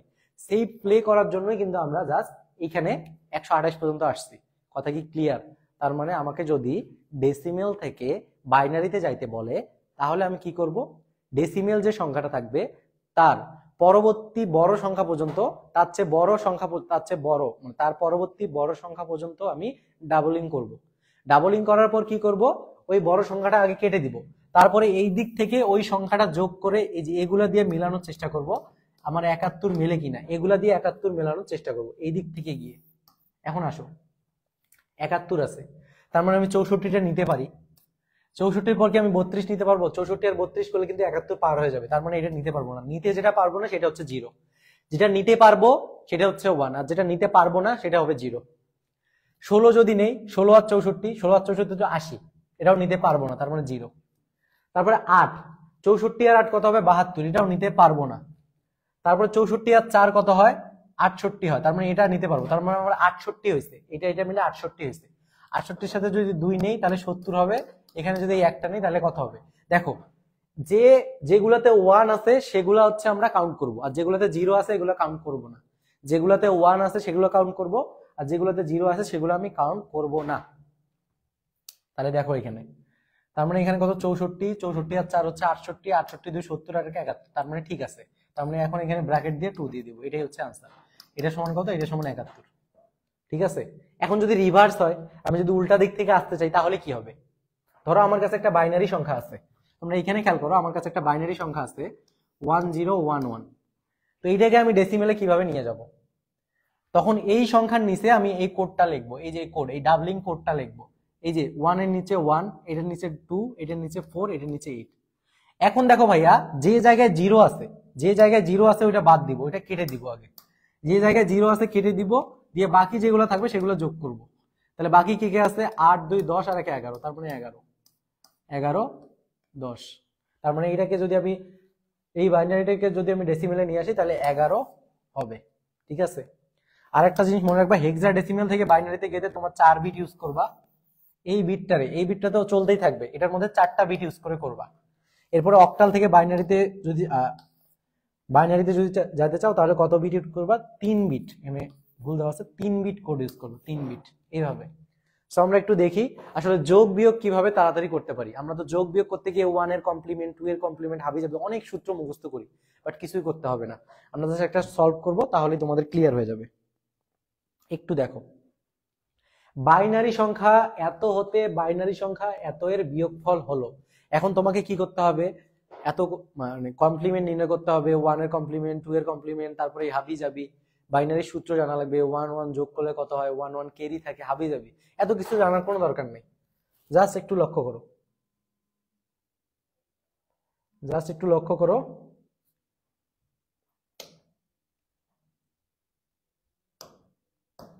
দেখো এখানে কি আছে, 1 0। তাহলে আমি এইটার নিচেই দেখো প্রশ্ন তোমার যেটা থাকবে পরীক্ষার হলে তোমার কাছে যে প্রশ্নটা থাকবে তুমি জাস্ট ওইটাতে লিখে ফেলবা, কোনো সমস্যা নেই, রাফ করা যায়। এটার নিচেই আমি ডাবলিং শুরু করব। এখানে 1, এখানে 2, তারপর এখানে 4, এখানে হচ্ছে 8, 1 2 4 8, তারপর হচ্ছে 16, তারপর হচ্ছে এখানে কত লিখবো, 32 লিখবো। আচ্ছা তোমাদের মনে হয় এখানে দেখা যাইতেছে না, আমি একটু বড় করে লিখি, কিন্তু তোমরা পরীক্ষার হলে ঠিকই জায়গা পাবা, ঠিক আছে? এইটুকু লেখার জন্য অন্তত জায়গা পাবা তোমরা, ঠিক আছে? তাহলে কি লিখবো এখানে, এক সেকেন্ড, সেটা হচ্ছে 1 0 1 1 0 1 0 1, ঠিক আছে কিনা? 1 0 1 1 0 1 0 1, ঠিক আছে। এখন আমি এটা নিচে নিচে লিখবো 1 2 4 8 16, এটার জন্য হচ্ছে 32, এটার জন্য হচ্ছে 64, আর এটার জন্য হচ্ছে 128। এই পর্যন্ত আমি লিখলাম, ঠিক আছে? তাহলে এখানে যেগুলো অ্যাক্টিভ আছে সেগুলোকে আমি যোগ করে আগে ডেসিমেলে নিয়ে যাব। নরমাল আমি বাংলা যেমন জানি, নরমালি আমি ম্যাথ যেমন জানি সেইখানে নিয়ে যাব আমি আগে। তাহলে দেখো এখানে 128 আছে, আচ্ছা 128 এভাবে লিখলাম। তারপরে কত, 64, 64-র জন্য কিন্তু 0, 64-র জন্য কিন্তু 0 এখানে, ঠিক আছে? তারপরে 64 বাদ, এখানে 32টা অ্যাড হবে, 32 আছে, তার মানে 16 আছে, 16-র উপরে যেহেতু 1 আছে তাহলে 16 নিতে পারবো আমি। 8-এর উপর দেখো কত আছে, এটা বাদ, 2-এর উপর এটা আছে, মানে যেগুলো থাকবে না সেগুলো আগে কাটে দিবা, বাকিগুলো নিবা। 16, তারপরে 4, তারপরে আছে 1। এটা আমি যদি যোগ করি, এখন দেখো 8 2 10, 10 10 20 আর 1 21, 1 হাতে থাকে 2, 5 আর 1 6, 6 আর 2 হচ্ছে 8, এখানে 181 থাকে। তার মানে এইটাকে যদি আমি ডেসিমেলে নিয়ে আসি তাহলে থাকে হচ্ছে 181। এখন দেখো এটাকে আমি আবার ইয়াতে নিয়ে আসবো, তাহলে এখানে লিখি দেখি কত হয়।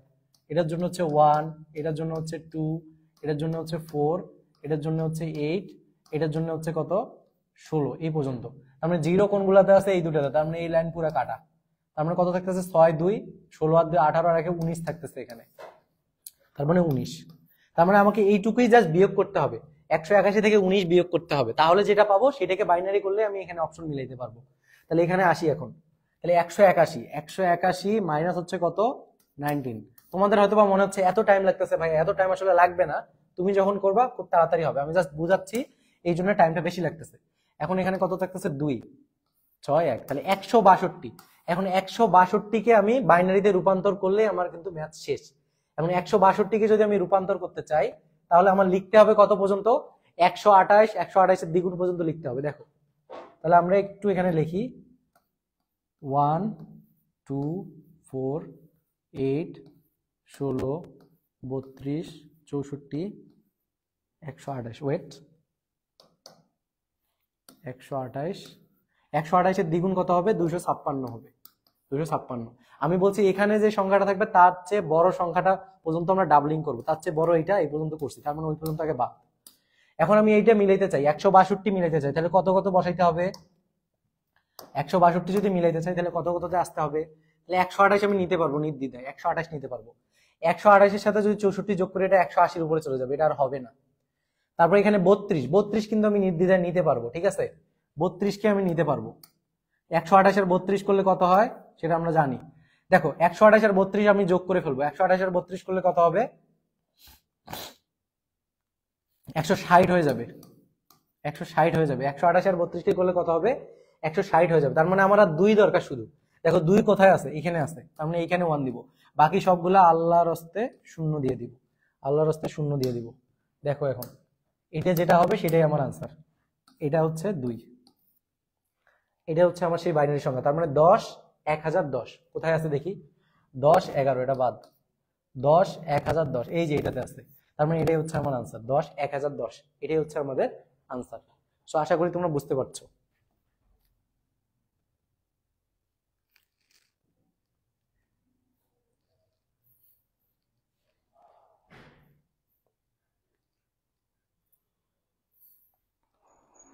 আচ্ছা, ঠিক আছে। তো